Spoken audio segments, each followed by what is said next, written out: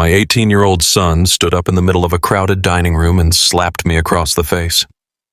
My own parents watched it happen and smiled. Then they threw me out into the freezing rain with nothing but the clothes on my back. They thought my silence was submission. They thought my love meant endless forgiveness. That was until I called the estate trustee and ended the one inheritance they had already spent. My name is Ethan Sterling, and I'm about to tell you how the darkest night of my life became the exact moment I took everything back.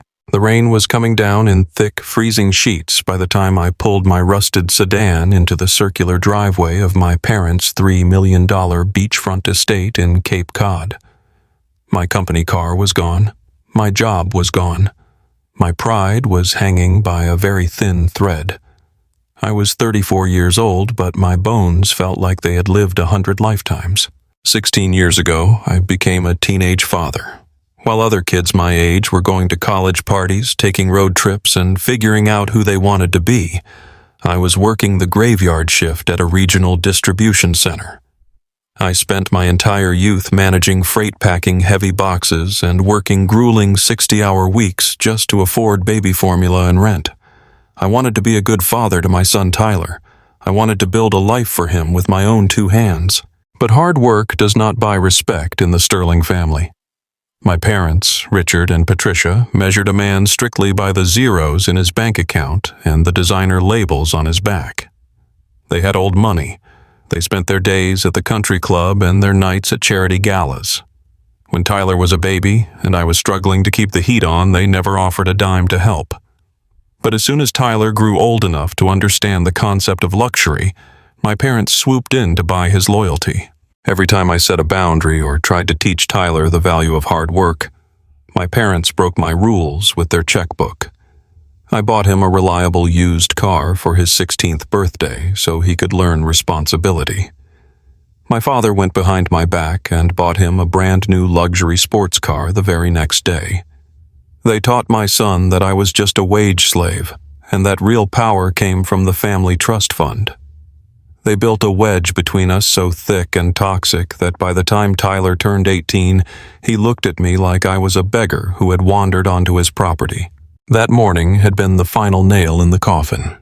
After 10 years of breaking my back as a logistics manager, giving the company my absolute all, the corporate office brought me into a sterile conference room. Downsizing, they called it. The human resources representative did not even look me in the eye. There was no warning and no severance package. They handed me a cheap cardboard box for my desk supplies and demanded I turn over the keys to my company vehicle immediately. I walked out of that building feeling like the ground had vanished beneath my feet. My apartment lease was expiring at the end of the month. My landlord had already hiked the rent beyond what I could afford without my salary. I checked my banking app standing in the corporate parking lot. I had exactly $18.42 to my name. I had no safety net. I had no emergency fund because every spare cent I ever made went to paying for Tyler to attend the elite private school my parents insisted he needed. I swallowed every ounce of pride I had left and drove 2 hours through the worsening storm to Cape Cod.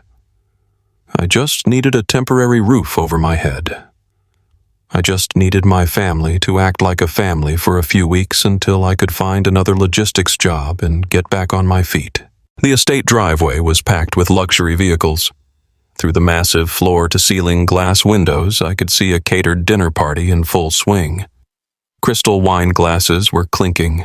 Waiters in crisp white uniforms were carrying trays of expensive roasted duck and champagne. I walked up to the heavy oak front doors, soaked to the bone and shivering.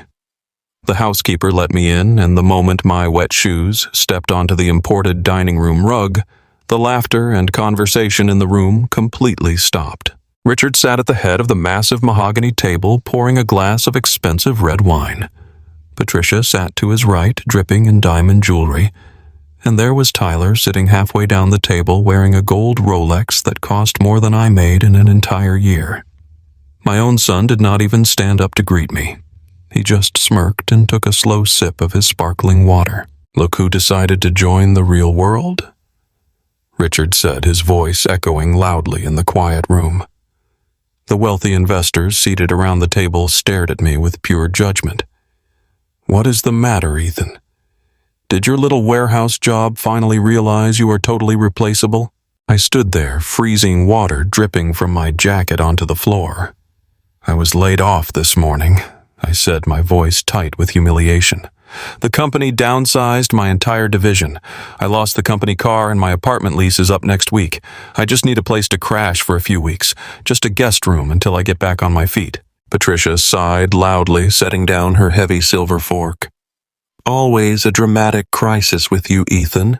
You are always dragging your miserable failures into our home. We are entertaining highly important foreign investors tonight, and you show up looking like a desperate vagrant off the street." I looked at Tyler, hoping for a single shred of empathy from the boy I had sacrificed my entire youth to protect. I looked at the son I had worked 60-hour weeks for. Instead, Tyler leaned back in his expensive custom-tailored chair. "Maybe if you actually had some ambition, you would not be begging for handouts," Tyler said, his tone laced with absolute disgust. "Grandpa is right about you.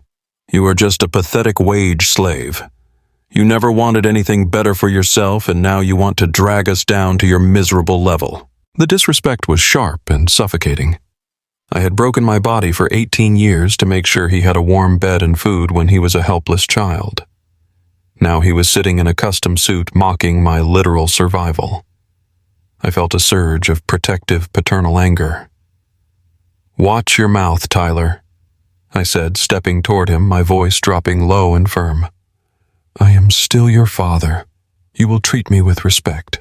"Respect is earned," Tyler snapped back, glaring at me. "And you have not earned anything in your entire pathetic life."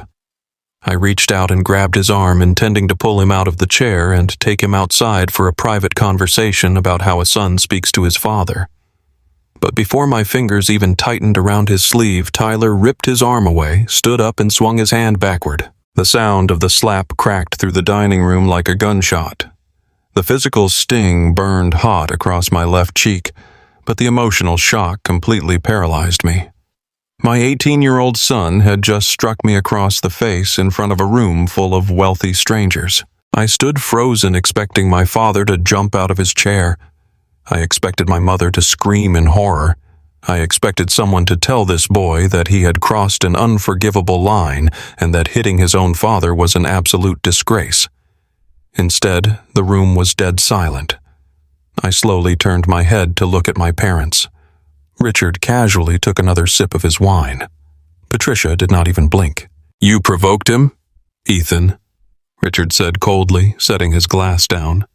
"The boy is under a massive amount of pressure with his university applications, and you come barging in here smelling like desperation and trying to physically manhandle him. He was simply defending himself from a threat." "He hit me," I whispered, staring at the man who was supposed to be my protector. "My own son just hit me in the face, and you are actually defending him." "Tyler is a sterling," Patricia chimed in, her voice completely devoid of warmth. "He understands the immense weight of our family name. You never did. You consciously chose a mediocre blue-collar life, and you continually expect us to clean up your financial messes. We will not allow you to poison his bright future with your poverty." Tyler stood taller, adjusting the crisp cuffs of his expensive dress shirt.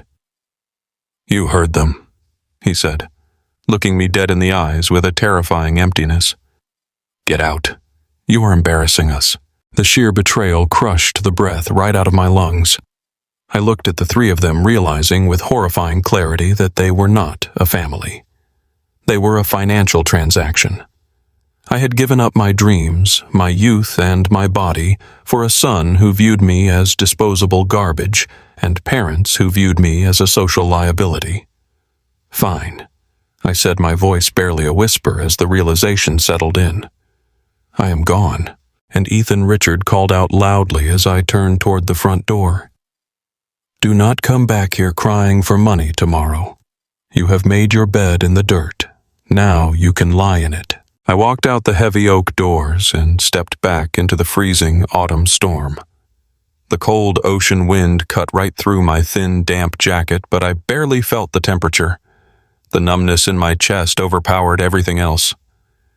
I got into my rusted sedan, turned the key, and listened to the old engine sputter violently before finally turning over. I drove away from the glowing $3 million estate, leaving behind everything I thought I knew about love and loyalty. 2 hours later, I was parked at a desolate gas station under the flickering light of a broken street lamp. It was 2 a.m. My clothes were soaked through, and I was shivering uncontrollably. I pulled out my phone and opened my banking app again, hoping by some miracle a final paycheck had cleared.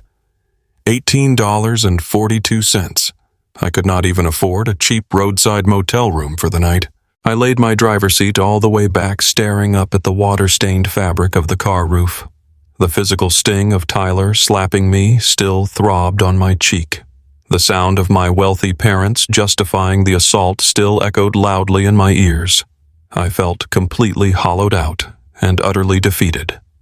I was a man who had done everything right, who had worked himself to the bone and ended up with absolutely nothing. Just as I was about to close my eyes and surrender to the freezing cold, the bright screen of my phone lit up the dark interior of the car.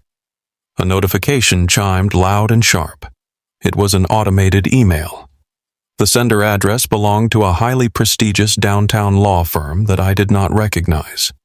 The subject line read, "Urgent legal communication regarding the sealed estate of Arthur Sterling." Arthur was my late grandfather. He was the only man in my entire family who had ever looked at me with genuine pride and affection. He had passed away many years ago, and as far as anyone in the family knew, he had left his entire massive fortune directly to my father Richard. My freezing fingers trembled as I tapped the screen to open the message. The words on the screen were brief, formal, and incredibly specific. They made the blood freeze in my veins. The email stated that specific time-sensitive legal conditions had been officially met on my 34th birthday. It stated that my immediate presence was required at their downtown office regarding the activation of a blind trust. I stared at the glowing phone screen as the heavy rain pounded relentlessly against the windshield. I had no idea what a blind trust was. I had no idea what secret my grandfather had hidden from my greedy father all these years. But sitting there in the freezing dark with an empty bank account and nothing left to lose, I knew one thing for certain. My life was about to violently change course. Waking up in the front seat of a freezing car is a pain that settles deep into your bones. The morning sun glared through the rain-streaked windshield of my battered sedan. My neck was stiff and my stomach was an empty burning pit. It was 7 a.m. Less than 12 hours ago, I was a logistics manager with a steady paycheck and a quiet life. Now I was a homeless man parked outside a closed gas station with $18 in my bank account. I sat up and rubbed my face, trying to shake the nightmare of the previous night. I could still feel the phantom sting on my cheek where my 18-year-old son had slapped me. I could still hear my parents defending him. But survival does not give you time to grieve. I needed to move. I needed a plan. I pulled out my phone and scrolled through my contacts. My thumb hovered over the name Greg.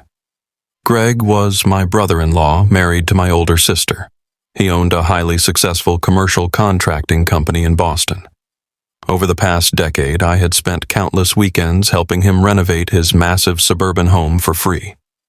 I poured concrete, I hung drywall, and I never asked him for a single dime. We were family. I figured if anyone would throw me a lifeline, it would be him. I hit dial. The phone rang 3 times before Greg answered. His voice sounded tight and guarded. "Greg," I said, trying to keep the desperation out of my tone. "I am in a really bad spot right now. My company downsized yesterday and let me go. I lost my apartment. I drove up to the beach house last night to ask my parents for a place to crash, and things went incredibly wrong. I am sleeping in my car. I was wondering if you had any open shifts at your warehouses. I will sweep floors, load trucks, or do inventory. I just need a paycheck and maybe your spare couch for a week." There was a long, heavy silence on the other end of the line. When Greg finally spoke, his voice was completely devoid of sympathy. "I cannot do that, Ethan," he said bluntly. I gripped the steering wheel. "Greg, I am not asking for a handout. I am asking for work. You have 3 warehouses. I have 10 years of logistics experience. I will work for minimum wage. Listen to me, Ethan, Greg said, lowering his voice as if someone was listening. Richard called me last night after you left the estate. He was furious. He said you barged into his dinner party looking like a beggar and violently attacked Tyler. He slapped me. I shot back, my voice rising with disbelief. Tyler slapped me across the face and my father cheered him on. It does not matter what happened, Greg interrupted coldly. What matters is that Richard funds 40% of my commercial development projects. He made it crystal clear last night. If anyone in this family gives you a job, a loan, or a place to sleep, he will immediately pull his investments and ruin their business. He said you need to learn your place. You need to hit rock bottom so you understand who holds the power in this family. I am not risking my company and my lifestyle just to bail you out. Greg, I am sitting in a freezing car. I am your brother-in-law. You are a liability, Ethan. Do not call this number again. The line went dead. I dropped the phone onto the passenger seat. The sheer cruelty of it took my breath away. My father was not just kicking me out. He was actively destroying any chance I had to survive. He wanted me broken. He wanted me to crawl back to him on my knees and apologize for being assaulted by my own son. Suddenly the phone buzzed against the worn upholstery. The caller ID flashed the name Sarah. Sarah was my ex-wife and Tyler's mother. We had divorced 6 years ago when she decided my middle-class logistics salary was not enough to fund the luxury lifestyle she felt she deserved. My parents naturally took her side. They loved Sarah because she played their high society games perfectly. I picked up the phone, hoping that maybe, just maybe, Greg had exaggerated. Maybe word had gotten around about how Tyler had treated me, and she was calling to apologize for our son's behavior. Ethan, I need you to wire $3,000 to my account by tomorrow morning, Sarah said immediately, skipping any form of greeting. I blinked, staring blankly at the dashboard. What are you talking about? Tyler's spring break trip to Cabo, she said, her tone dripping with annoyance.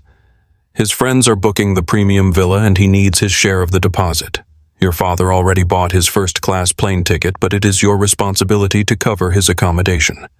Do not make a big deal out of this. Just send the money. Sarah, I do not have $3,000, I said, forcing the words through a tight throat. I was laid off yesterday morning. I have no job. I have no home. Tyler knows this. He slapped me in the face last night when I told him I was struggling. Sarah let out a sharp, cruel laugh. Oh, please, Ethan. Stop playing the victim. Tyler told me you showed up to the beach house completely unhinged, trying to ruin his grandparents' dinner party. He is under a lot of stress and you provoked him. I provoked him by telling him I lost my job. You are a deadbeat. Ethan, Sarah said, her voice turning vicious. You have always been a deadbeat. You have never been able to provide the life Tyler deserves. If it were not for Richard and Patricia, that boy would have nothing. No wonder he is so embarrassed by you. You are a 34-year-old man sleeping in a car. Now are you going to send the money for his trip, or do I need to take you back to court and garnish whatever pathetic unemployment check you managed to scrape together? I cannot give you what I do not have, Sarah. I am entirely broke. Then you are entirely useless to us, she spat. She hung up the phone. I sat in the cold silence of my car, gripping the steering wheel until my knuckles turned white. My ex-wife, my brother-in-law, my parents, and my own son. They had all weighed my value and decided I was completely worthless unless I was handing them money or boosting their social status. I had sacrificed my youth to raise that boy. I had worked manual labor jobs as a teenager just to put food on the table while Sarah stayed home, and this was my reward. My stomach growled violently, reminding me of my immediate reality. I needed to eat. I needed gas if I was going to drive to a homeless shelter or an unemployment office. But $18 would not cover a tank of gas and a hot meal. I looked down at my left wrist. Strapped to my arm was a vintage silver watch. It was not a luxury brand like the ones my parents bought for Tyler. It was an old mechanical timepiece with a scratched leather band. My grandfather Arthur had given it to me on my 18th birthday, just a few weeks before he passed away. It was the only item of true value I owned. Arthur Sterling had been a brilliant self-made businessman. He built his wealth from the ground up through construction and honest investments. He despised my father's obsession with high society and country clubs. He used to tell me that wealth without character was just a loud, empty room. I loved that watch. It was my only connection to a man who actually respected me. But I was starving. I was freezing. And I was out of options. I drove slowly down the commercial highway until I spotted the glowing neon sign of a pawn shop tucked between a liquor store and a laundromat. I parked, walked through the heavy rain, and pushed the front door open. The bell jingled loudly. The shop smelled like stale smoke and old metal. A heavily tattooed man stood behind the glass counter chewing a piece of gum. I unbuckled the silver watch from my wrist and placed it gently on the glass. "How much for this?" I asked, my voice cracking slightly. The pawnbroker picked it up, squinting at the worn face. He turned it over, checking the back. "It is old," he grunted. "Not a major brand name. The leather is shot. I can give you $80. $80? It felt like a physical blow to the chest. The watch was worth 100 times that in sentimental value alone. But sentiment does not buy gasoline. Sentiment does not buy bread.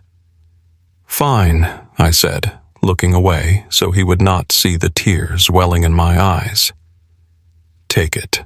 The man opened the register and counted out 4 $20 bills. He slid them across the counter. "Do me a favor, buddy," he said, gesturing to my rain-soaked winter coat. "Empty your pockets.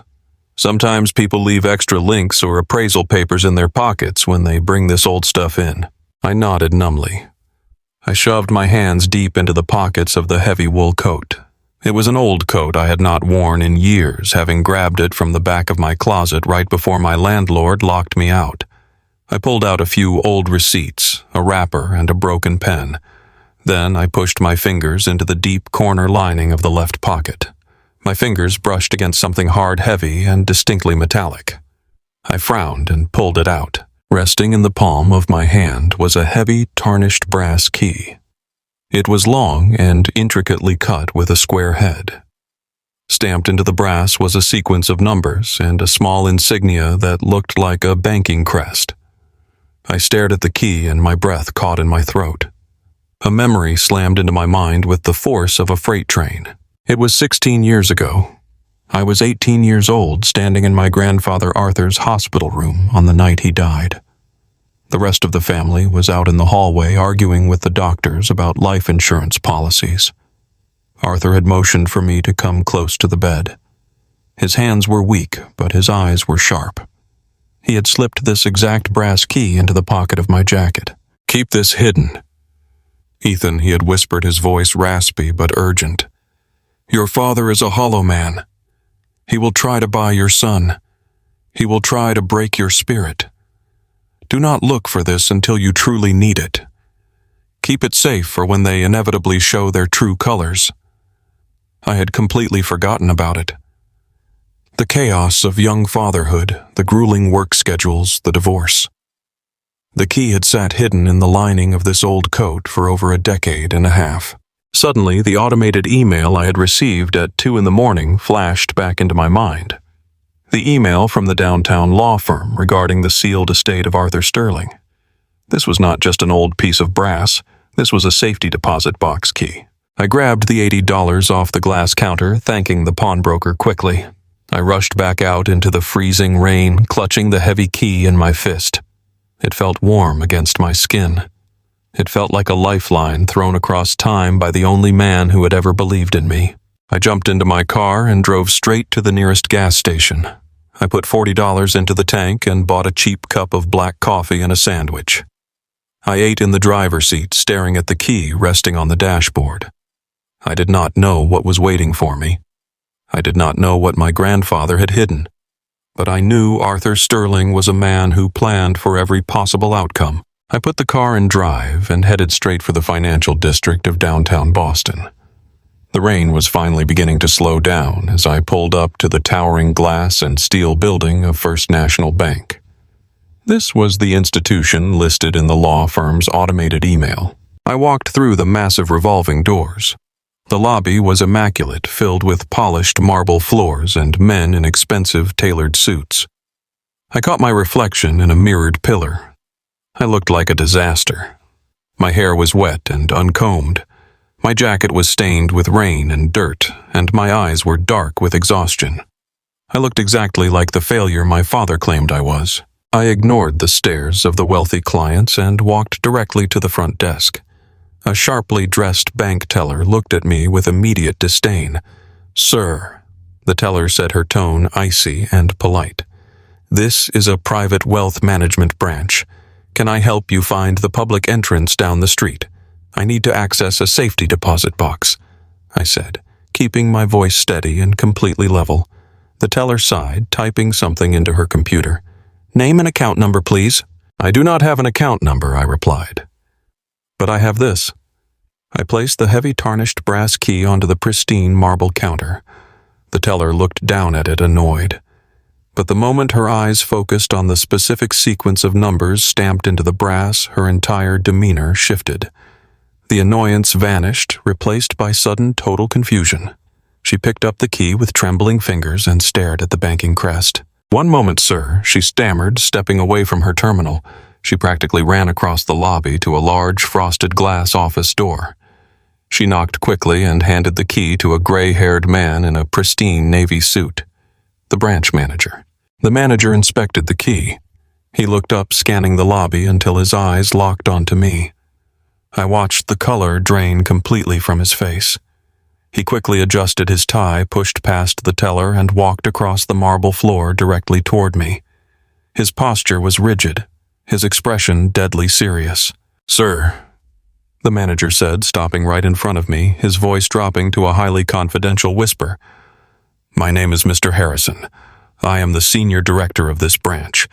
We have been waiting for this specific serial number to appear in this lobby for exactly 16 years. My heart hammered against my ribs. I stood a little taller, ignoring my soaked clothes and exhausted muscles. "Please," Mr. Harrison said, gesturing toward the highly secure steel doors at the back of the lobby. "Follow me to the main vault right now. Your grandfather left very specific instructions for this exact moment." I followed Mr. Harrison across the polished marble floor of the bank lobby, feeling entirely out of place. My clothes were still damp from the freezing rain, and my shoes squeaked against the pristine stone. Wealthy clients and sharp-suited tellers stared at me with obvious disgust. But Mr. Harrison did not care. The branch manager walked with a rigid, focused urgency that completely commanded the room. We stepped into a private elevator that took us down into the secure subterranean levels of the bank. The air down there was different. It was cool, sterile, and smelled of old paper and heavy metal. We approached a massive steel vault door. A security guard nodded at Mr. Harrison and engaged a heavy electronic mechanism. The steel door groaned open, revealing a long hallway lined with thousands of sleek stainless steel safety deposit boxes. Mr. Harrison led me down the rows until we reached a secluded corner at the very back of the vault. He stopped in front of a large rectangular box. He pulled a long silver key from his own pocket and inserted it into the right side lock. "Insert your key into the left side, Ethan," he instructed softly. My hands were shaking so badly I almost dropped the heavy tarnished brass key. The phantom sting of my son slapping my face still burned on my cheek. The cruel laughter of my parents still echoed in my ears. I took a deep breath, gripped the brass key, and slid it into the lock. We turned our keys at the exact same time. The heavy internal tumblers clicked loudly. Mr. Harrison pulled the long metal box free and carried it to a private viewing room just outside the vault. The room had a single mahogany table, a leather chair, and a heavy locked door. He set the box down and turned to face me. "Your grandfather Arthur Sterling set this up a few weeks before he passed away," Mr. Harrison said, his voice full of quiet respect. "He gave me very strict instructions. He told me that one day you would walk through those doors looking like the world had broken you. He said that when you finally presented that key, I was to give you this room and let you discover the truth on your own. I will be waiting right outside when you are ready." Mr. Harrison stepped out of the room, and the heavy wooden door clicked shut, leaving me in total silence. I stood alone in the private room, staring at the cold metal box. For 16 years, I had believed that I was a failure. My father Richard had constantly reminded me that I was a disappointment. My ex-wife Sarah had called me a deadbeat. My own son Tyler had looked me in the eyes and told me I was a pathetic wage slave. I had internalized their venom until it became my entire identity. I reached out and slowly opened the lid of the box. Inside rested a thick, dark leather-bound folder. On top of the folder was a sealed ivory envelope. My name was written across the front of the envelope in thick, bold ink. It was my grandfather Arthur's handwriting. Seeing those familiar letters completely broke the dam inside my chest. Tears blurred my vision as I picked up the envelope and broke the wax seal. I pulled out 3 pages of heavy stationery covered in my grandfather's steady script. "My dear grandson Ethan," the letter began. "If you are sitting in this room reading these words, it means the inevitable has finally happened. It means my son Richard has finally shown you the extent of his greed and the absolute emptiness of his soul. It means they have tried to break you." I let out a ragged breath, wiping my eyes. My grandfather had known. He had known 16 years ago exactly what would happen. "I built my wealth from the dirt," Arthur wrote. "I worked with my hands, I built houses, and I learned the value of a hard-earned dollar. But my greatest failure in this life was how I raised your father. Richard grew up surrounded by luxury, and it rotted him from the inside out. He became a man who knows the price of everything but the value of nothing. He worships status. He worships country clubs. He uses money as a weapon to control the people around him. I watched you become a teenage father, Ethan. I watched you sacrifice your youth, your dreams, and your comfort to provide for your boy. I saw you working grueling shifts at the warehouse, coming home exhausted with grease on your hands and love in your heart. You were doing exactly what a real man is supposed to do. You took responsibility. But I also saw Richard watching you. I saw the disgust in his eyes because you chose blue-collar labor over his pretentious society games. I paused, wiping a tear that fell onto the mahogany table. Every word my grandfather wrote validated the agonizing pain I had carried for my entire adult life. "I knew Richard would eventually try to buy Tyler away from you," the letter continued. "I knew that once Tyler was old enough to understand luxury, your father and your mother would use their checkbooks to poison the boy against you. They wanted a grandson who fit their country club image, and they were willing to destroy your relationship with him to get it. I knew that one day they would push you out completely. But Ethan, I did not leave you defenseless. I refused to let my life's work be squandered by a superficial fool who would use it to destroy the only good man left in this family." My pulse began to race. I set the first page down and picked up the second. The tone of the letter shifted from emotional to sharply businesslike. When I died, everyone assumed I left the entire family fortune to Richard. That was the lie I allowed them to believe because I needed Richard to reveal his true character. The truth is, Ethan, I never left the $3 million Cape Cod beach house to your father. I never left him the investment portfolios. I placed the entirety of my real wealth into an irrevocable blind trust. I stared at the words, reading them twice to make sure my exhausted brain was comprehending them correctly. A blind trust means Richard never had access to the principal capital, Arthur explained. He was granted a monthly allowance to maintain his lifestyle, and he was legally permitted to reside in the beach house as a tenant. He thought he was the owner. He thought he was the king of the castle. But he was nothing more than a temporary guest on my property. The trust had one specific condition for transfer, Arthur wrote. The documents were legally sealed until your 34th birthday. I chose that age because I knew you would be old enough to have experienced the harsh realities of life and strong enough to carry the immense burden of real power. Your 34th birthday was 3 weeks ago, Ethan. The air in the room suddenly felt incredibly thin. I grabbed the leather-bound folder from the metal box and flipped it open. The pages inside were dense legal documents carrying the official seals of the state and the signatures of a massive corporate trust board. I flipped to the summary page. There it was in plain black and white text. The Arthur Sterling Primary Trust. The listed assets included the Cape Cod beachfront estate valued at over $3 million.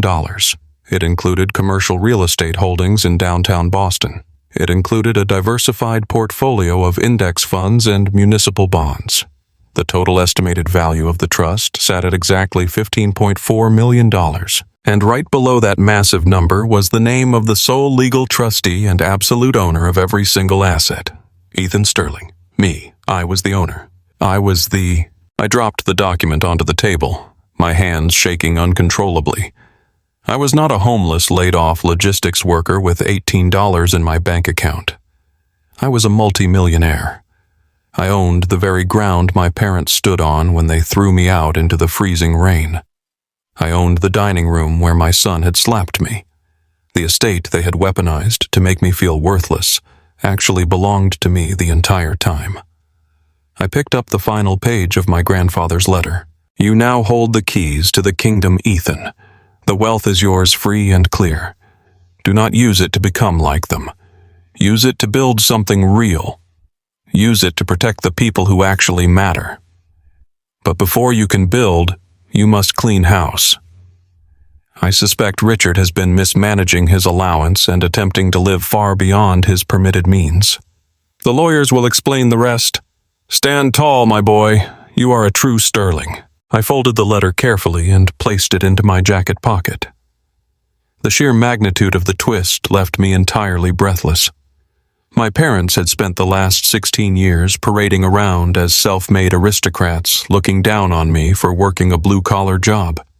They had manipulated my son into believing that I was a failure and that they were the ultimate providers. But their entire reality was a carefully constructed mirage. They were spending an allowance. They were tenants living in my house. I reached back into the leather folder to review the rest of the documents. Tucked behind the primary deed to the beach house was a thick manila envelope stamped with a bright red warning label. It was a formal legal notice drafted by the bank's fraud department dated just 2 days ago. I opened the red envelope and pulled out a stack of financial alerts. As I read through the dense legal warnings, the true depth of my father's arrogance and stupidity came into sharp focus. Richard had apparently grown desperate over the past few years.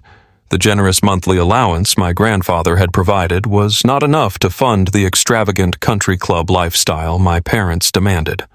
To keep up appearances, Richard had been secretly trying to leverage the Cape Cod beach house as collateral for a series of massive high-risk business loans. He had been attempting to take out millions of dollars in debt against a property he did not legally own. The bank notices detailed how Richard had forged property valuations and attempted to bypass the trust's legal barriers. He had maxed out every personal line of credit he had access to. The man was completely drowning in toxic debt, and he was desperately trying to use my grandfather's estate to bail himself out. But the final document in the stack was the most explosive. It was a specialized legal trigger known as a feckless heir clause. My grandfather had anticipated that Richard might try to steal from the trust. Arthur had instructed his lawyers to embed a hidden security measure within the legal framework.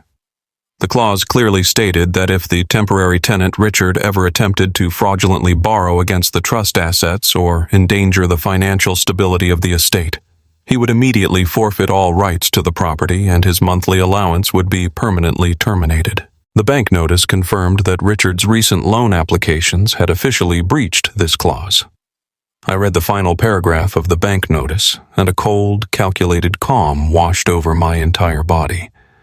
The clause stated that upon the breach, the sole trustee, Ethan Sterling, was granted immediate unchecked executive power to liquidate the trust, freeze all associated accounts, and execute an immediate eviction of any and all occupants residing on the property. I sat back in the leather chair staring at the red stamped document. Just 12 hours ago, I had been a broken man standing in a dining room begging for a place to sleep. My son had struck me. My parents had told me I was poisoning their brilliant future with my poverty. They had confidently thrown me into a winter storm, believing they held absolutely all the cards. They thought my love for my son meant I would just swallow the abuse and disappear into the night. They had no idea that they were standing on a trap door and that my grandfather had just handed me the lever. I did not just have wealth now. I had the ultimate legal weapon to dismantle the fake empire they had used to steal my son. I had the power to freeze the money they used to control people. I had the power to evict them from the mansion they used to look down on the rest of the world. I gathered the documents, placed them back into the dark leather folder, and stood up. I wiped the remaining rain from my jacket, feeling the damp fabric against my skin. I did not feel cold anymore. I did not feel tired. The crushing weight of the last 16 years had completely evaporated, replaced by a sharp, righteous clarity. I walked over to the heavy wooden door of the private viewing room and pulled it open. Mr. Harrison was standing precisely where I had left him, his hands clasped behind his back, his face waiting for my reaction. "Mr. Harrison," I said, my voice carrying a new, undeniable authority. "Yes, Mr. Sterling," he replied, nodding respectfully. I held up the red stamped notice from the bank's fraud department. "You have seen this document, I assume. You know about Richard's fraudulent loan attempts and the activation of the feckless heir clause." Mr. Harrison smiled a very thin, very sharp smile. "I drafted the clause myself 16 years ago under your grandfather's direct supervision. Yes, sir. I am fully aware that Richard Sterling has legally hung himself." I handed the leather folder to the branch manager. "Then it is time to go to work, Mr. Harrison. I need you to initiate a total freeze on every single account associated with my father's allowance. I want every credit card shut down and every asset locked. And I need to sit down with your legal team immediately. My family is hosting a massive charity gala at my beach house this weekend, and I believe the owner of the property should be in attendance." The financial ledgers spread across the mahogany boardroom table told a story of absolute sickening greed. Mr. Harrison did not waste a single second with pleasantries. He opened the thickest black binder, pointing a silver pen at a column of red numbers that proved my father's entire billionaire lifestyle was a pathetic, crumbling illusion. "You need to understand the absolute totality of what happened today, Ethan," he said, folding his hands meticulously on the polished wood. "The moment you turned that brass key and presented yourself to the bank, you triggered the final execution of Arthur Sterling's master plan. The blind trust your father lived under has completely dissolved. The assets have officially transferred. You are now the sole absolute owner of the $15.4 million estate. Your power is unchecked. There is no board of directors to vote you down. There is no appeals process for your family. Richard is legally nothing more than a squatter residing on your personal property." I sat there, letting the heavy reality of his words sink into my exhausted bones. My father had kicked me out into the freezing rain just hours ago, believing he was a king casting out a worthless peasant. He had no idea the castle belonged to me. "What about the feckless heir clause?" I asked, remembering the red stamped notice from the vault. "What exactly did Richard do to trigger the bank's fraud department?" Mr. Harrison slid the black binder across the table. "Your father is a spectacular fraud." Mr. Harrison said, his voice laced with professional disgust. "Richard loves to play the wealthy aristocrat. He loves the country club memberships, the imported sports cars, and the high society charity dinners. But he does not have the liquid capital to actually afford any of it. Your grandfather gave him a very generous monthly allowance, but it was meant to sustain a comfortable upper-middle-class life. It was not meant to fund the lifestyle of a billionaire." I stared down at the ledgers. The numbers printed on the pages were staggering. There were lines of credit I could not even fathom, to keep up appearances among the coastal elite. "Richard started taking out massive high-interest loans," Mr. Harrison explained, tapping his pen against the paper. "When the commercial banks stopped lending to him based on his actual income, he grew desperate. He tried to use the Cape Cod beach house as collateral for private equity loans. He actively forged documents claiming he was the sole legal owner of the estate. That was the trigger, Ethan. The moment he tried to leverage trust property to cover his personal debts, he violated the core condition of his tenancy. I flipped the page of the binder and my blood ran completely cold. It was a bank statement for a dedicated college savings account. The account was in my son Tyler's name. It was the account my father had always bragged about setting up to ensure my boy got the best education possible. The account that they constantly used to hold over my head to prove they were better providers than me. The account balance was zero. "What is this?" I asked, my voice trembling with a sudden furious anger. "Where did the money go?" Mr. Harrison sighed, leaning back in his leather chair. When the private loans were not enough, Richard needed fast cash to pay the mounting interest rates. He quietly liquidated Tyler's entire college fund to cover a margin call on a terrible real estate investment. Your father stole your son's future just to keep up the public illusion that he was a financial titan. The betrayal made my stomach violently twist. My hands gripped the edges of the table until my knuckles ached. Richard and Patricia had mocked me for being poor. They had deliberately poisoned Tyler's mind against me, claiming I was a deadbeat wage slave who could not provide for him. All the while, Richard was literally stealing the boy's tuition money to pay for his own country club dues and failing business ventures. I thought of Tyler sitting in that dining room last night wearing a luxury watch, laughing as he slapped my face. I thought of my ex-wife Sarah demanding $3,000 for a spring break trip I could not afford, threatening to take me to court. She thought Richard was a saint and I was garbage. She had no idea the man she admired had secretly robbed her son blind. "Wait," I said, looking up at the lawyer, my mind racing to connect the pieces. "If the college fund is gone, how is Tyler paying for his designer clothes? How is he driving a brand new sports car and planning luxury vacations to Cabo?" Mr. Harrison pulled another manila file from the stack. He did not look sympathetic. He looked like a man delivering a hard, unavoidable truth. "Tyler is not exactly an innocent victim in this financial disaster, Ethan. Your son has been bleeding his grandfather dry for the last 2 years." Mr. Harrison laid out 3 separate credit card statements on the oak table. They were premium tier accounts issued under Richard's name, but the authorized user printed at the top of each statement was Tyler Sterling. I pulled the papers closer, scanning the itemized charges. A sickening wave of revulsion washed over me. There were charges for $10,000 at VIP nightclubs in Miami. There were $5,000 receipts from high-end designer boutiques in New York.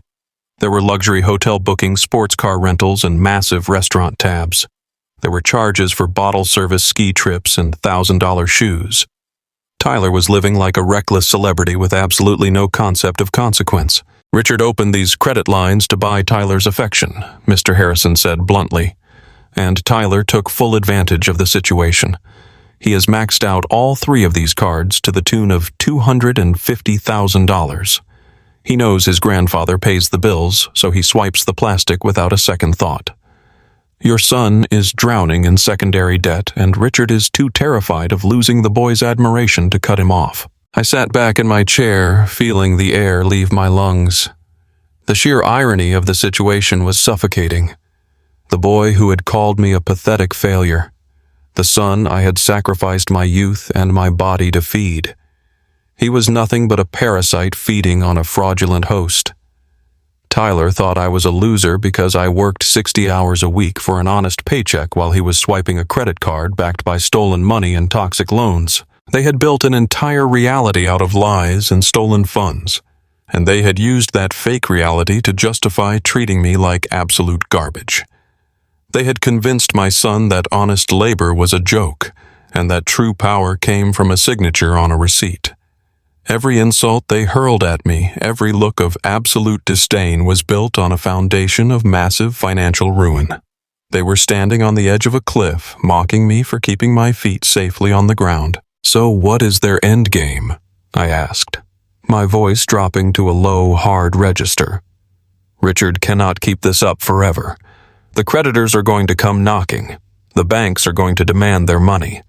How does he plan to survive this total collapse?" Mr. Harrison reached into the inside pocket of his tailored suit jacket and pulled out a thick, heavily embossed envelope. He slid it across the oak table toward me. "He plans to steal more money," Mr. Harrison said, his eyes locking onto mine. I picked up the envelope and opened the flap. Inside was a lavish gold foil invitation. The paper was thick and expensive. It was an invite to an exclusive high society charity gala hosted by Richard and Patricia Sterling. The location printed on the card was the Cape Cod Beach House. The date was this coming Saturday. "Your parents are hosting a $100,000 event this weekend," Mr. Harrison explained. "They have hired elite caterers, classical musicians, and high-end decorators. They are flying in exotic flowers and installing temporary luxury upgrades to the property. They are paying for it all on a completely fraudulent line of credit that they managed to secure just hours before we legally froze the trust accounts this morning." "Why?" I asked, staring at the ridiculous gold lettering. "Why throw a massive party when you are millions of dollars in debt and facing absolute ruin?" "Because it is a trap," Mr. Harrison replied, his tone turning sharp and dangerous.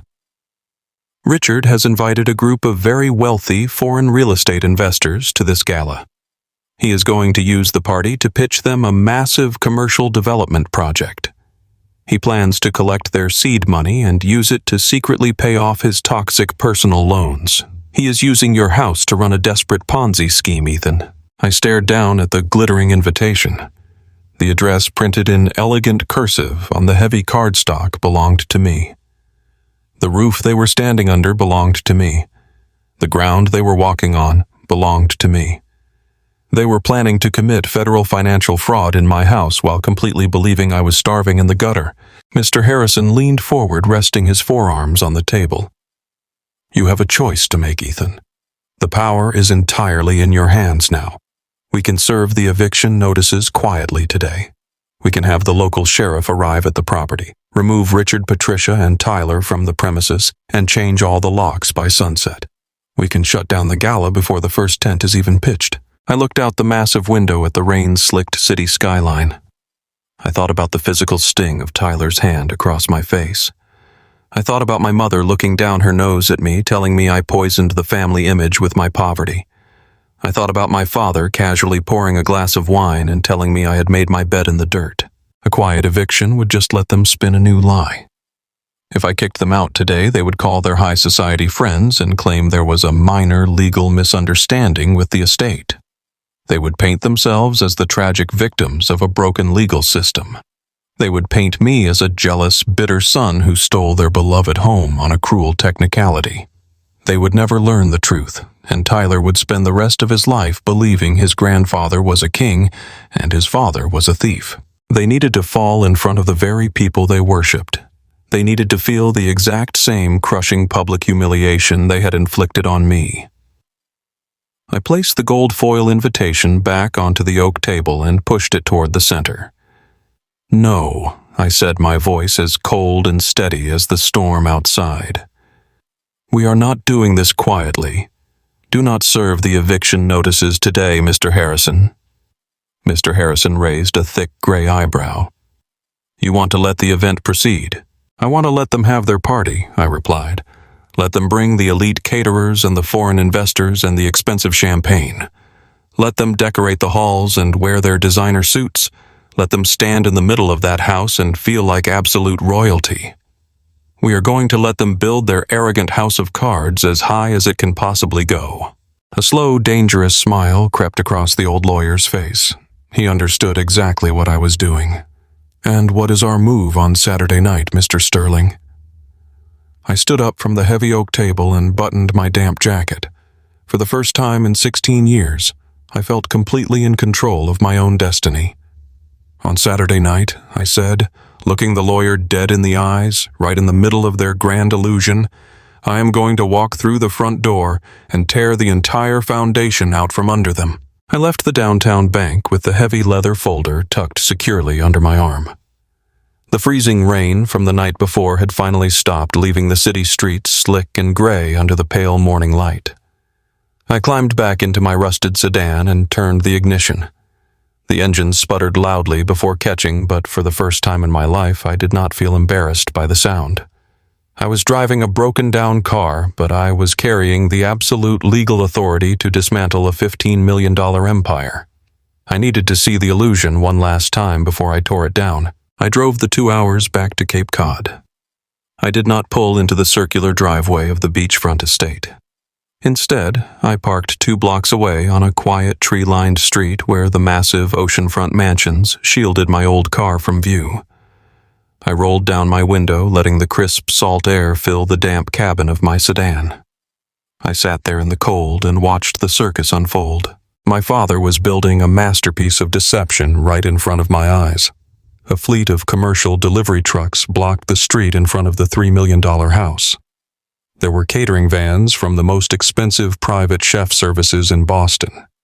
There were specialized floral delivery trucks unloading massive arrangements of exotic white orchids and imported roses.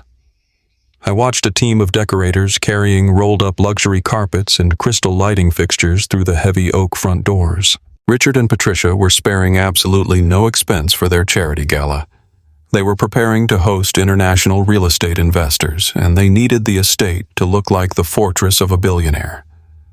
They were projecting ultimate financial supremacy to trap those investors into a fraudulent commercial deal, and they were doing it all on a completely maxed-out line of fraudulent credit.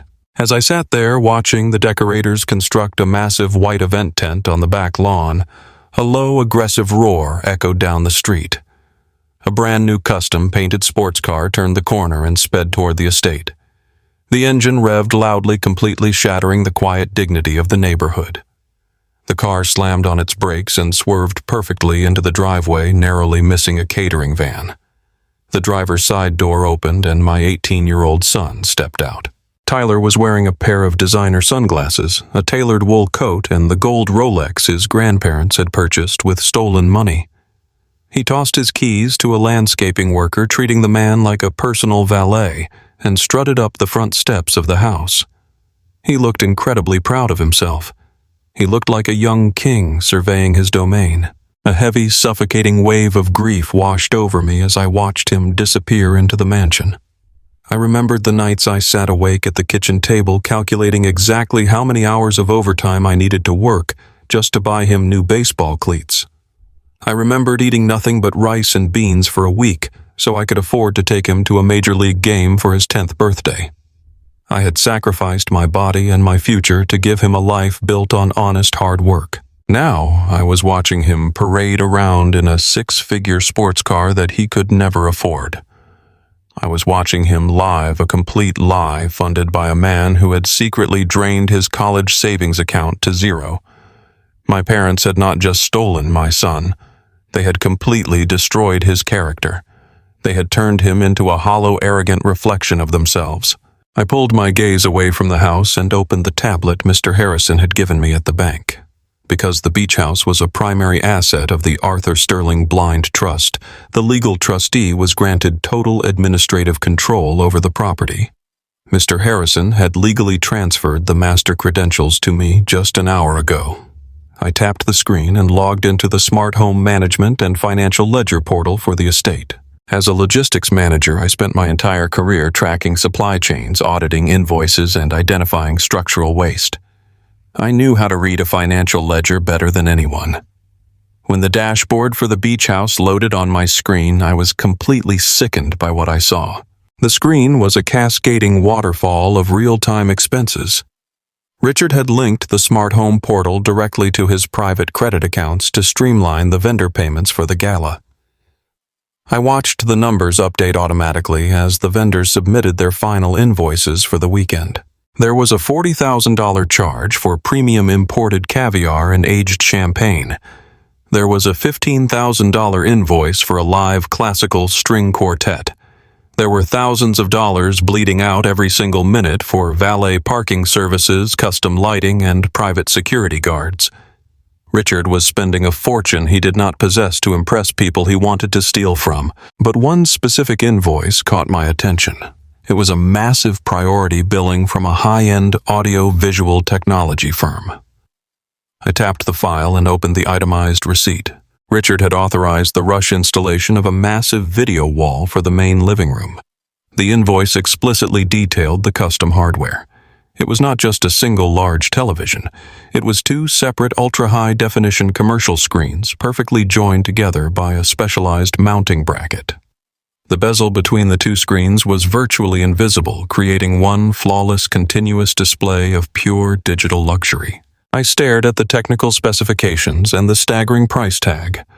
I knew exactly why my father had ordered it. He was going to use that flawless double-screen video wall to display his fraudulent architectural renderings and fake profit projections to the foreign investors. He wanted the presentation to look so incredibly sophisticated that no one would dare question the actual numbers. He was using the illusion of perfect technology to blind them to the rotting foundation of his finances. I scrolled down to the payment routing section of the invoice. The tech company had requested a pre-authorization hold on the funds. The ledger showed that Richard had routed the massive payment to the exact private equity credit line that Mr. Harrison and I had legally frozen just hours ago.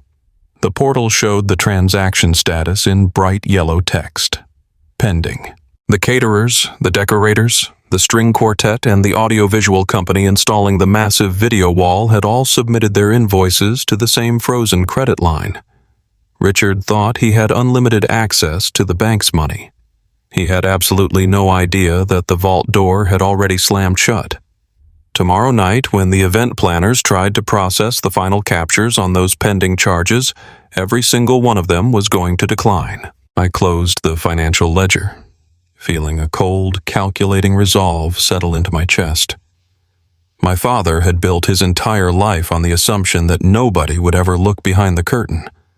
He thought he could lie, cheat, and steal his way to the top, and that people like me were just collateral damage meant to be discarded.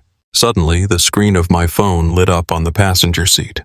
The device vibrated violently against the worn fabric. I looked down and saw Tyler's name flashing on the caller ID. I did not answer. I sat perfectly still watching the phone ring until it finally went to voicemail. A minute later, a notification popped up on the screen indicating a new audio message. I picked up the phone, tapped the icon, and lifted the speaker to my ear. I listened to the voice of the boy I had raised in the quiet isolation of my cold car. "Hey," Tyler's voice crackled through the speaker. His tone was sharp, arrogant, and dripping with the exact same condescension my father used. "Grandma told me you caused a huge, humiliating scene last night after I put you in your place. I am just leaving this message to make things crystal clear for you." I stared out the windshield at the massive white event tent rising above the manicured hedges of my property. "We are hosting a massive charity gala this weekend," Tyler continued, his voice echoing in the small cabin of my sedan. "Real money is going to be there. Real investors, people who actually matter in this world. Grandpa is closing a deal that will secure my future for the rest of my life. So do us all a massive favor and stay away. Do not show up at the gate. Do not park your pathetic piece of junk car anywhere near this neighborhood. You are an absolute embarrassment to this family. Stay in your lane and leave us alone." The voicemail ended with a sharp click. I lowered the phone from my ear. There were no tears left in my eyes. The devastating sorrow I had felt just an hour ago had completely burned away, leaving behind nothing but solid iron. My son did not view me as a father. He viewed me as a peasant trespassing on his royal estate. He actually believed that my father, the man who had secretly drained his college fund to zero, was his true savior. Tyler had chosen his side. He had chosen the empty, glittering illusion over the man who had bled for him. I put my car into drive. I did not look back at the beach house. I did not look at the caterers or the exotic flowers or the brand new sports car parked in the driveway. I steered my rusted sedan away from the coast and drove straight back to the financial district. The drive took 2 hours, but my mind was perfectly clear the entire time. When I arrived at the towering glass bank building, I bypassed the lobby tellers and walked directly to the private elevator. I rode it up to the executive suites and pushed open the heavy mahogany doors of the corner boardroom. Mr. Harrison was sitting at the massive oak table reviewing a stack of legal documents. He looked up as I entered the room. He noted the change in my posture and the hard, unyielding expression on my face. He set his silver pen down and gave me his full attention. "Is everything in order, Mr. Sterling?" he asked, his voice low and professional. I walked over to the table and placed my phone down on the polished wood. I unlocked the screen, navigated to the voicemail application, and hit play. I turned the volume all the way up so the sound would carry across the large, quiet boardroom. Mr. Harrison sat in silence as Tyler's arrogant voice filled the room. He listened as my 18-year-old son bragged about the fake investors. He listened to the boy command his own father to stay away and call him an absolute embarrassment. He listened to a child corrupted by stolen wealth demand that the true owner of the estate stay in his lane. When the voicemail finally clicked off, the silence in the boardroom was absolute. Mr. Harrison did not offer any empty sympathies. He looked at me with the calculating understanding of a man who had spent his entire career dismantling powerful people. The arrogance of the doomed Mr. Harrison said quietly, shaking his head, "They are standing on a floor made of paper, and they are demanding that you do not light the match." I picked up my phone and slipped it back into my pocket. I looked at the vast, gray skyline of the city through the floor-to-ceiling windows, and then I looked back at the ruthless trust attorney my grandfather had hired for this exact moment. "Draft the eviction notices, Mr. Harrison," I said, my voice perfectly steady and completely devoid of mercy. "Have the legal team finalize every single document. Confirm with the fraud department that the credit lines are permanently severed, and prepare the final transfer of all physical property rights." Mr. Harrison stood up from his leather chair, a dangerous look of anticipation in his eyes. "And how would you like to proceed with the delivery of these notices, Mr. Sterling? Shall I contact the local authorities to serve them tomorrow morning before the event begins?" I placed my hands flat on the heavy oak table, leaning forward. "No," I said. "Do not call the authorities. Do not send a courier. Let them finish building their tent. Let them set up their string quartet and their expensive catering. Let my father turn on his massive high-definition video wall and stand in front of his wealthy foreign investors. Let them look around that room and believe they have absolutely conquered the world." I stood up straight, adjusting the collar of my damp jacket. "You and I are going to take a drive to Cape Cod tomorrow night, Mr. Harrison. We are going to walk right through the front doors. We are going to that party." I sat beside Mr. Harrison in the quiet corner boardroom of the bank, watching as a team of specialized trust attorneys brought in heavy stacks of paperwork. For 16 years, my father had operated under the assumption that he was completely untouchable. He had woven a complex, arrogant web of financial deceit, using my grandfather's assets as an invincible shield. He had built his entire identity on the illusion of absolute control. Now I was holding the legal scissors required to cut that entire web to pieces. Mr. Harrison handed me a heavy gold fountain pen. We started with the primary trust accounts. I signed my name on a series of executive orders that immediately revoked Richard's status as a permitted beneficiary of the estate. With one single stroke of a pen, the generous monthly allowance that had funded my parents' country club lifestyle for over a decade was permanently terminated. I watched the ink dry on the page, feeling a sudden, profound shift in the universe. The money that had empowered them to look down on the rest of the world was gone in an instant. Then we moved to the fraudulent collateral loans. The bank fraud department had already flagged Richard's desperate attempts to use my $3 million beach house to secure private equity cash. I authorized the immediate blocking of those applications. We drafted formal cease and desist orders to the predatory lenders, notifying them that Richard Sterling held zero equity in the property and that any funds issued to him were completely unsecured. We made sure that every financial institution in the city would know his name was poison. He would not be able to borrow a single dime to save himself. It was a systematic financial execution. We stripped away his access to the estate checking accounts. We canceled the premium credit cards he had been using to buy my son's loyalty and fund his VIP lifestyle. We made sure that the secondary cards in Tyler's name were permanently deactivated. Every single safety net my father had ever relied on was being legally severed right in front of my eyes. I felt a profound sense of justice with every signature. I was not yelling or throwing punches. I was using the cold, hard reality of the law to take back the power they had stolen from me. "We need to be incredibly precise about how we execute the total account freeze," Mr. Harrison said, checking the face of his silver pocket watch. "Richard is currently funding a massive charity gala using a ghost line of credit. He is relying on that credit to pay the vendors, the caterers, and the private event staff. High-end event planners do not wait for Monday morning to collect their fees. They process their final billing captures during the main reception. They want to ensure the money clears before the guests even finish their dessert." I looked at the gold foil invitation sitting on the polished oak table. The gala was scheduled to begin at 6 on Saturday evening. Richard was planning to pitch his fraudulent commercial development project to the foreign investors right after the main dinner service. He needed that money to cover the massive debts he had accumulated. "Set the total freeze for exactly 8 on Saturday night," I instructed, my voice steady and resolute. Mr. Harrison smiled a tight, calculating smile. 8 on a Saturday. That is when the dinner service concludes. That is the exact moment the event coordinators will run the final electronic authorizations to pay the waitstaff, the security teams, and the musicians. They will swipe the cards while the guests are applauding his speech. "Exactly," I replied. "I want my father to be standing in the middle of his own grand party surrounded by the wealthiest people he knows right when the floor drops out from under him. I want the credit cards to decline while he is looking his foreign investors dead in the eye. I want him to feel the exact same sheer panic I felt when he threw me out into the freezing rain with absolutely nothing.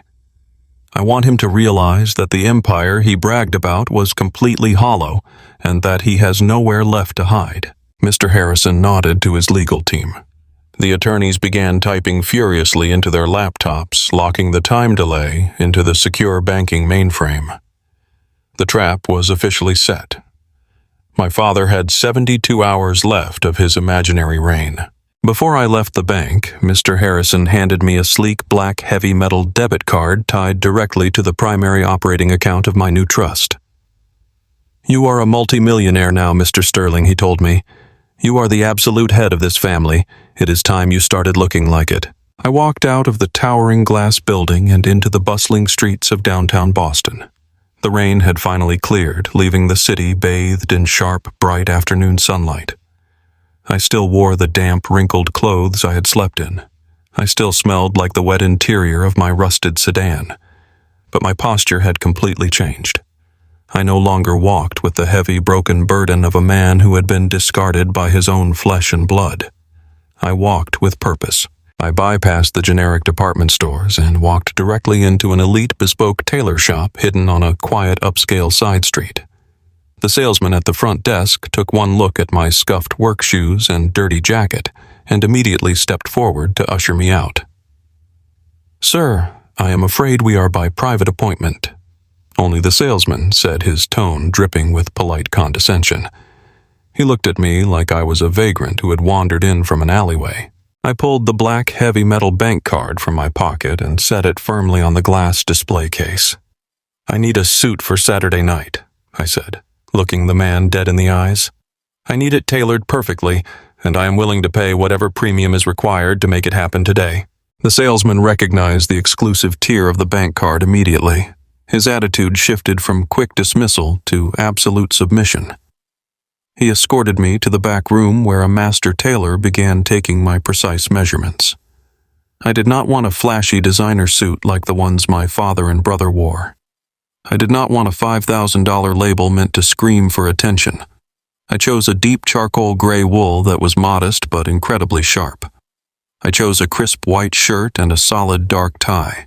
I wanted a garment that commanded silent respect.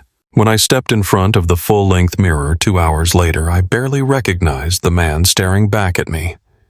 The suit fit like a flawless layer of armor. It radiated a quiet, unshakable authority. I was not dressing for revenge. I was dressing like the owner of an empire.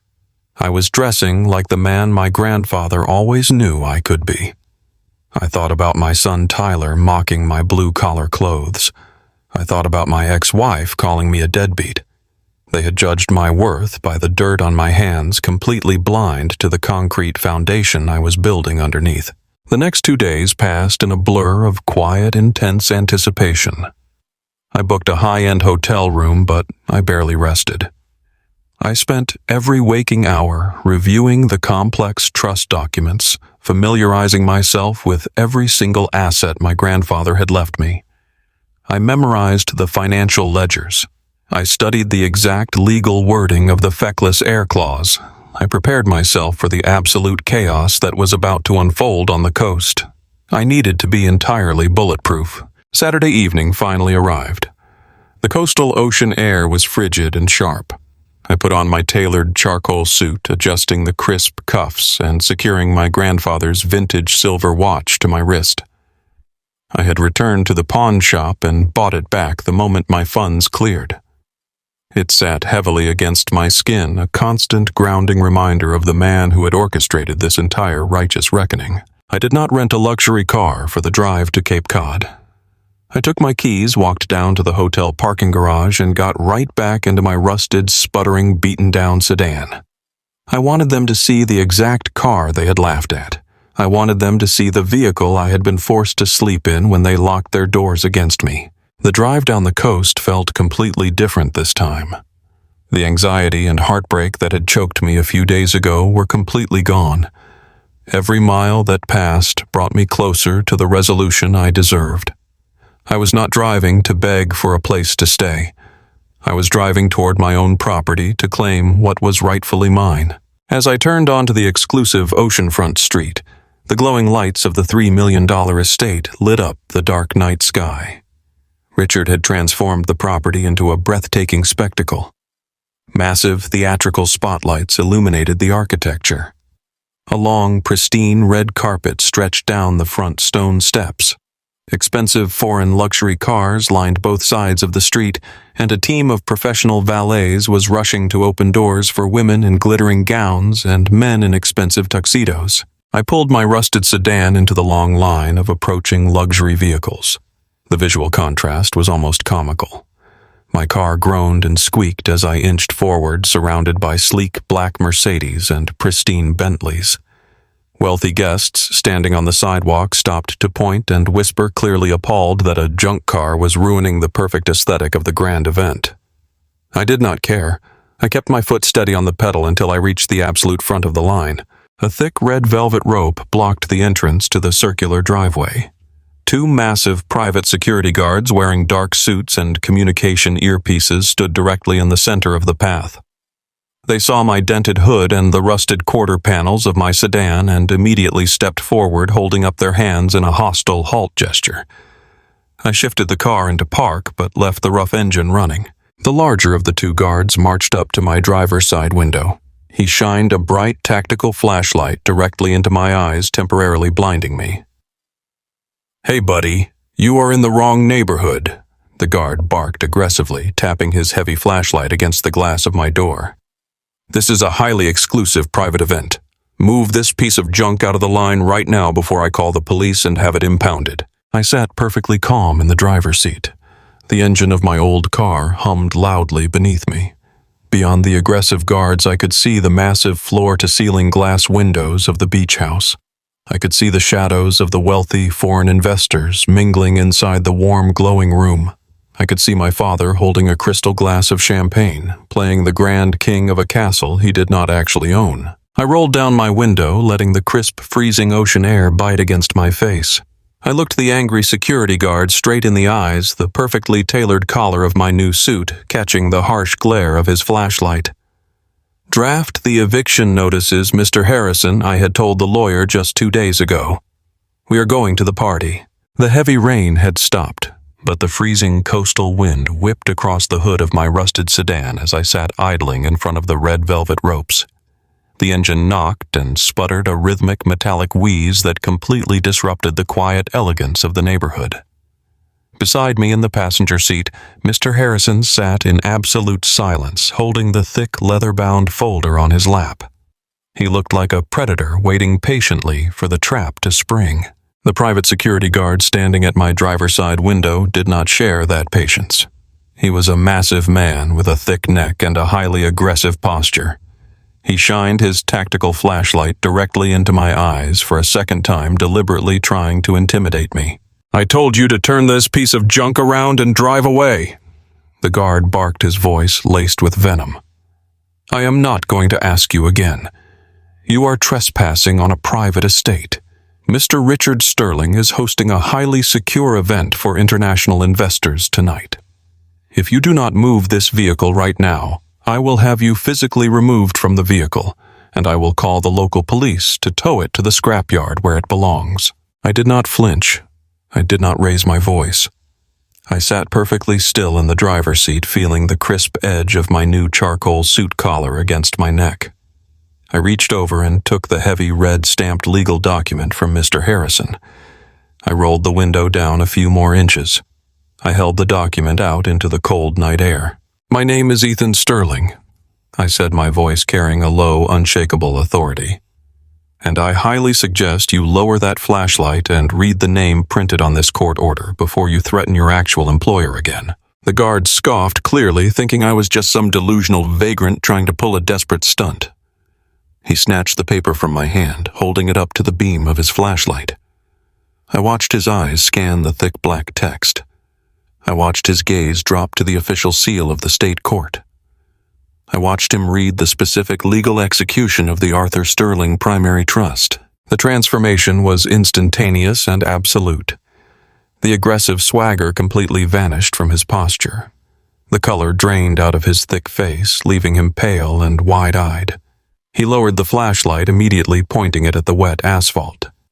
He looked at the document, and then he looked back at me, his mouth opening and closing like he could not figure out how to form words. "The document you are holding is a judicially verified mandate," I explained smoothly.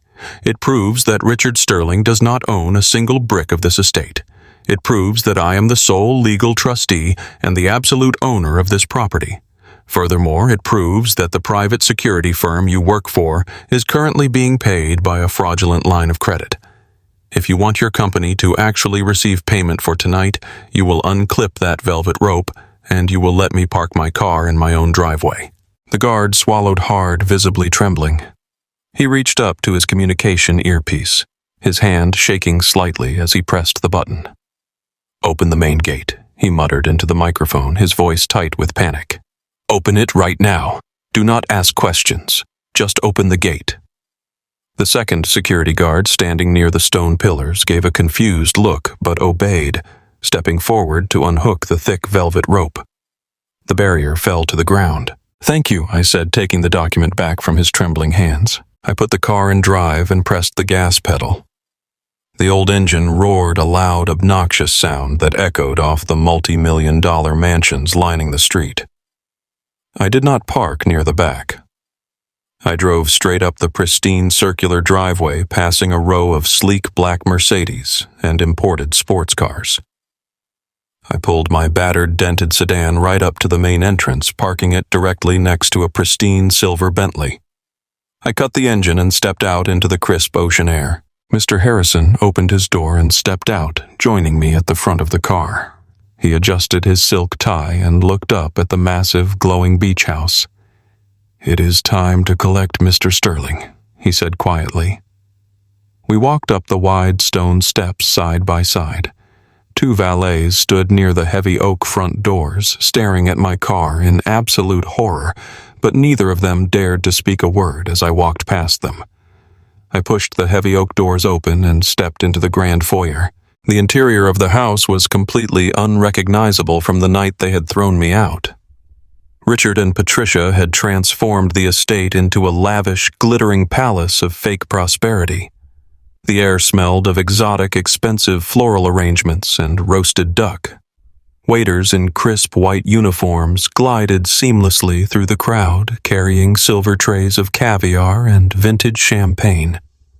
A classical string quartet was playing softly in the corner of the massive dining room, adding an air of aristocratic elegance to the evening. The room was packed with wealthy foreign investors dressed in high-end tuxedos and glittering evening gowns. They were laughing, sipping their drinks, and completely buying into the illusion that my father was a titan of industry. But the absolute centerpiece of the room, the thing that immediately drew my eye, was the massive video wall installed against the far wall of the main living room. It was a stunning piece of modern technology. 2 separate ultra-high-definition screens had been perfectly joined together by a specialized bracket, making the seam between them entirely invisible. The massive glowing display dominated the space, projecting a continuous flawless loop of my family's supposed philanthropic achievements. There were high-resolution images of Richard shaking hands with local politicians. There were videos of Patricia cutting ribbons at charity hospitals. There were drone shots of commercial properties my father claimed to have built. It was a brilliant, sickening monument to their arrogance. They had purchased that massive 2-screen system on a stolen credit line specifically to brainwash the investors in this room. They were using my house and my money to project a fake legacy. I stood in the center of the grand foyer, Mr. Harrison standing silently just a half step behind me. I did not try to blend in. I stood tall, my shoulders squared, letting the sharp cut of my charcoal suit catch the light of the crystal chandeliers. It did not take long for the guests to notice the disruption. The wealthy investors standing near the entryway stopped talking. They looked at me, their eyes darting from my unfamiliar face to the heavy leather folder tucked under my arm. The whispering started. A low murmur of confusion rippled outward, cutting through the soft, classical music. Patricia was the first one to spot me. She was standing near the glowing video wall, holding a crystal flute of champagne and laughing politely at a joke told by a wealthy European businessman. Her eyes scanned the room and locked onto mine. The smile froze on her face. Her hand jerked, spilling a splash of expensive champagne onto her designer silk gown. She blinked rapidly, her eyes widening in absolute shock, as if she was looking at a ghost. She immediately reached out and grabbed Richard's arm, her perfectly manicured nails digging into the fabric of his suit jacket. Richard was deep in conversation with 2 major investors, his back turned to the foyer. When Patricia clawed at his arm, he frowned, leaning down to hear her whisper. He turned around, his face flushed with the pride of a man who thought he had just secured millions of dollars in fraudulent funding. The moment Richard saw me standing in his grand entryway, the color drained from his face and was instantly replaced by a deep, violent shade of crimson red. His jaw clenched so hard I could practically hear his teeth grinding together from across the room. He whispered a hurried apology to the investors, set his glass down on a passing tray, and began marching across the polished hardwood floor. As Richard moved, the tension in the room escalated rapidly. The foreign investors sensed the sudden hostility. The conversations died down. The clinking of crystal glasses stopped. Even the classical string quartet seemed to feel the heavy, suffocating shift in the atmosphere. The cellist faltered, playing a sharp, discordant note before the entire quartet slowly stopped playing altogether. The massive living room fell into a dead, heavy silence. The only sound was the low hum of the massive video wall behind them playing its fake loop of success. Tyler noticed the silence. My 18-year-old son stepped out from a group of younger wealthy guests near the bar. He was wearing an imported velvet dinner jacket, holding a glass of sparkling cider. When he saw me standing there, his face contorted into an ugly sneer of pure entitlement. He set his glass down and fell into step right behind his grandfather, moving toward me with aggressive, arrogant strides. Richard stopped just 5 feet away from me. He was breathing heavily, his chest heaving with barely contained fury. He looked at my tailored suit, and his eyes narrowed with profound confusion, but his anger quickly overrode his curiosity. "What in the absolute hell are you doing here?" Richard hissed, his voice kept low but vibrating with rage. "I specifically told you that if you ever showed your face on my property again, I would have you arrested. You are trespassing, Ethan. You are completely ruining the most important night of my entire career." I looked at him, my face completely unbothered. "I am not trespassing, Richard," I said, keeping my voice calm and perfectly leveled. "I am simply attending a gathering in my own home." Richard let out a sharp, cruel laugh. "Your home? Are you having a psychotic breakdown? You are a homeless, laid-off warehouse worker. You do not own anything but the dirt under your fingernails." He turned his head over his shoulder, looking toward the heavy oak doors where the two massive private security guards were standing. They had followed me inside, but they were hovering near the entrance, looking incredibly nervous. "Security," Richard barked, his voice rising, echoing off the high ceilings for the entire room to hear. "Grab this man immediately. He is a deranged trespasser. Drag him out of my house and throw him out onto the street right now." The foreign investors watched the scene unfold with wide, shocked eyes. Patricia stood near the back, clutching her diamond necklace, looking completely mortified by the public scene. But the security guards did not move. Richard turned back toward the doors, his face turning purple with rage. "I said grab him. I am paying your firm thousands of dollars for tonight. Throw him out right now." The larger guard, the one who had tried to intimidate me at the gate, shifted his weight uncomfortably. He looked at Richard, and then he looked down at his own combat boots. He did not take a single step toward me. He knew exactly who was holding the real power in this room. When the guards refused to move, Richard's brain completely short-circuited. He looked around in frantic disbelief, unable to comprehend why his orders were being ignored. His entire illusion of absolute control was cracking right in front of his wealthy guests. Tyler saw his grandfather falter and immediately stepped forward. My son wanted to be the hero. He wanted to prove to the room that he was a true sterling, that he belonged in this high society world, and that I was nothing more than a pathetic obstacle to be swatted away. Tyler marched up, stepping right in front of Richard, stopping mere inches from my face. "You really just do not get it, do you?" Tyler spat, his voice dripping with condescension. He looked me up and down, taking in my new charcoal suit with a mocking sneer. "You go out and rent a cheap suit to come crash our party. You park that absolute garbage dump of a car in our driveway. You are nothing but a desperate, pathetic loser trying to steal a slice of our success." I looked into the eyes of the boy I had given my youth to. I looked at the spoiled, arrogant stranger standing in front of me, funded by stolen credit cards and toxic debt. I did not say a word. I just let him talk, letting him dig his grave deeper and deeper in front of the silent room. Tyler mistook my silence for weakness. Just like the night he slapped me, he thought my lack of reaction meant I was completely broken. He thought I was terrified. "I told you to stay in your lane," Tyler growled, leaning in close. "Now I am going to teach you a lesson about respect." Tyler shifted his weight, planting his feet. He pulled his right arm back, his hand open wide, fingers rigid. He threw his arm forward, aiming a vicious, humiliating slap directly at the left side of my face. He put his entire body weight into the swing, intending to strike me down in front of the entire elite crowd. But I was not the same broken man from a week ago. I was not a desperate father begging for a place to sleep. I did not freeze. I did not flinch. As his hand swung toward my face, I moved with a speed and precision born of pure, cold resolve.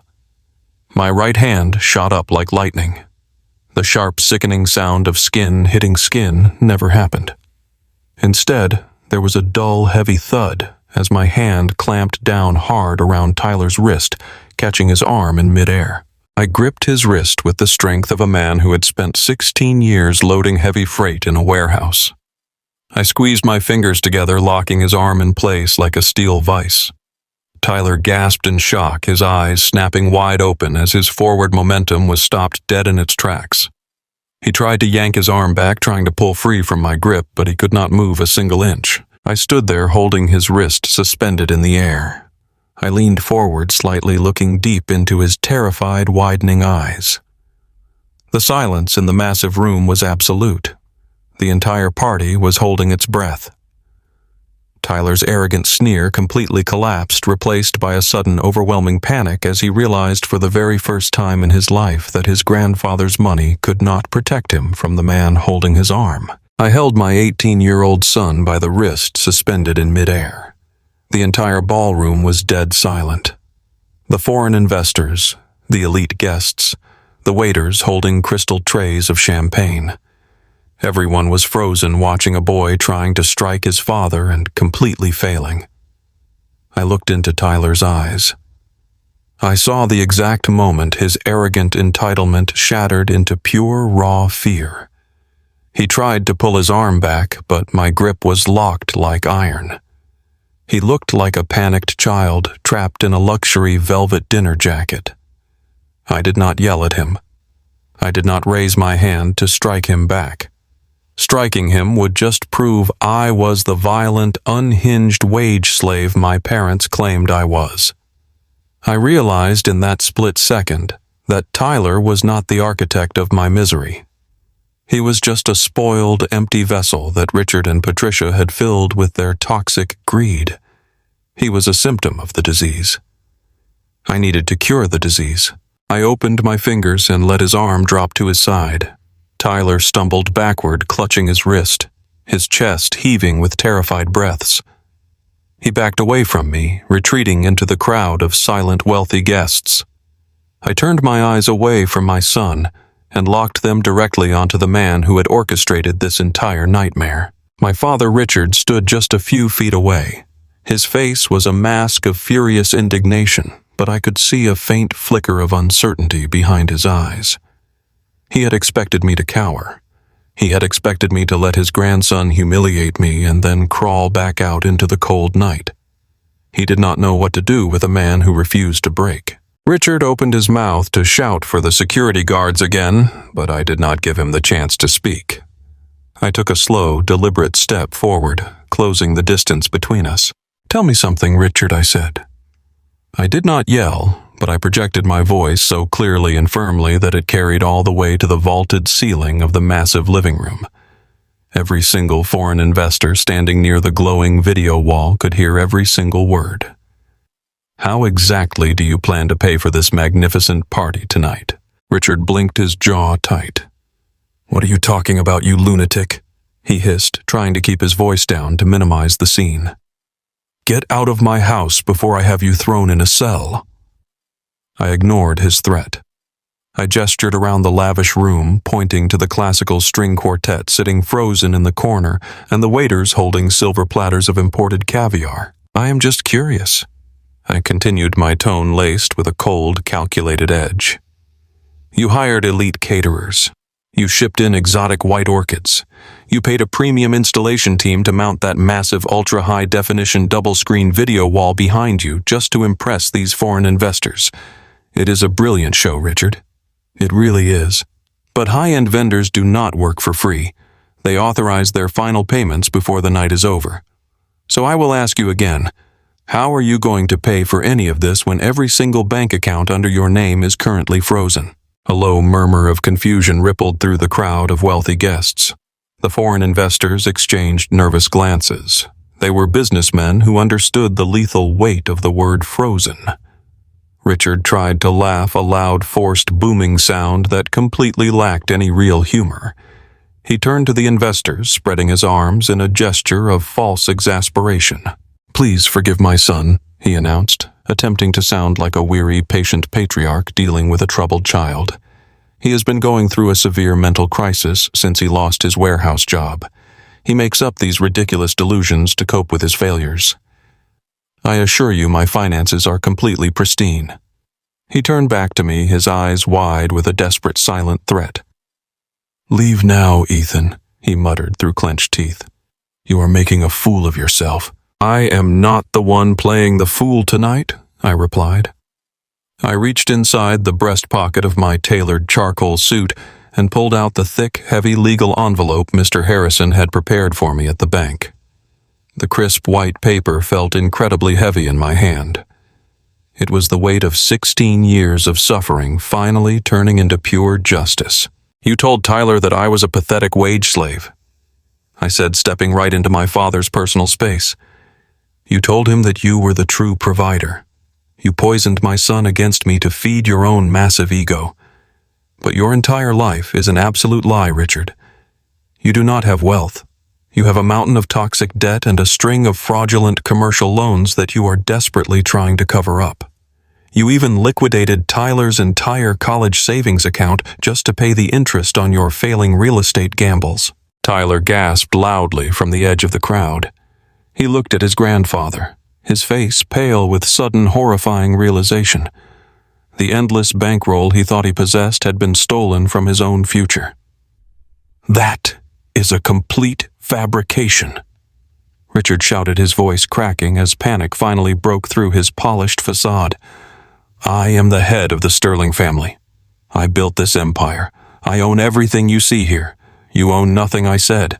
I pulled the official state-verified property deed from the envelope and slapped it flat against Richard's chest.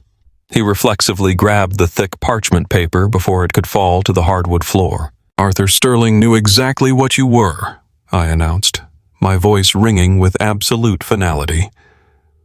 "My grandfather knew you were a hollow, greedy fraud. He knew you would try to steal from the family to fund your country club illusions. That is why he never left this $3 million beach house to you. He placed the entire $15 million estate into an irrevocable blind trust. You were never the owner, Richard. You were a temporary tenant living on a monthly allowance.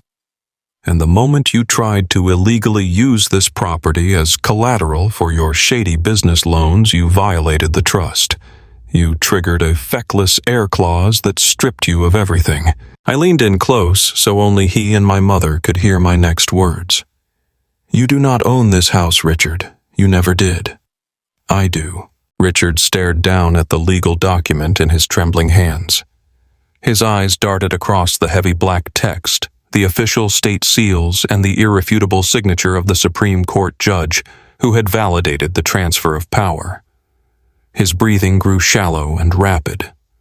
The blood completely drained from his face, leaving his skin a sickly grayish white. He looked like a man who had just stepped off the edge of a very high cliff and was desperately waiting to hit the ground. "This is impossible," he stammered, his voice reduced to a pathetic high-pitched whisper. "This has to be a forgery. Arthur would never do this to me. I am his son." Patricia snatched the document out of her husband's hands. She read the bold print at the top of the page outlining the total forfeiture of their assets. She saw my name listed as the sole absolute trustee and owner of the estate. Her perfectly manicured fingers began to shake violently.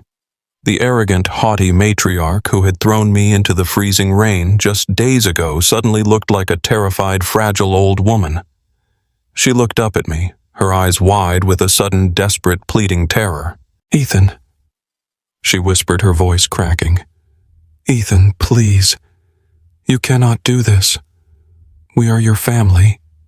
Family does not watch a son slap his father and applaud," I replied, my tone completely devoid of mercy. "You made your bed in the dirt, Mother. Now you can lie in it." Richard spun around, facing the group of foreign investors who were already backing away toward the foyer. The investors were not fools. They saw the authentic legal documents. They saw the sheer, unadulterated panic on Richard and Patricia's faces. They realized they had been lured into a desperate trap by a man who was utterly bankrupt. "Please wait," Richard begged, throwing his hands up in a frantic gesture. "This is all a massive misunderstanding.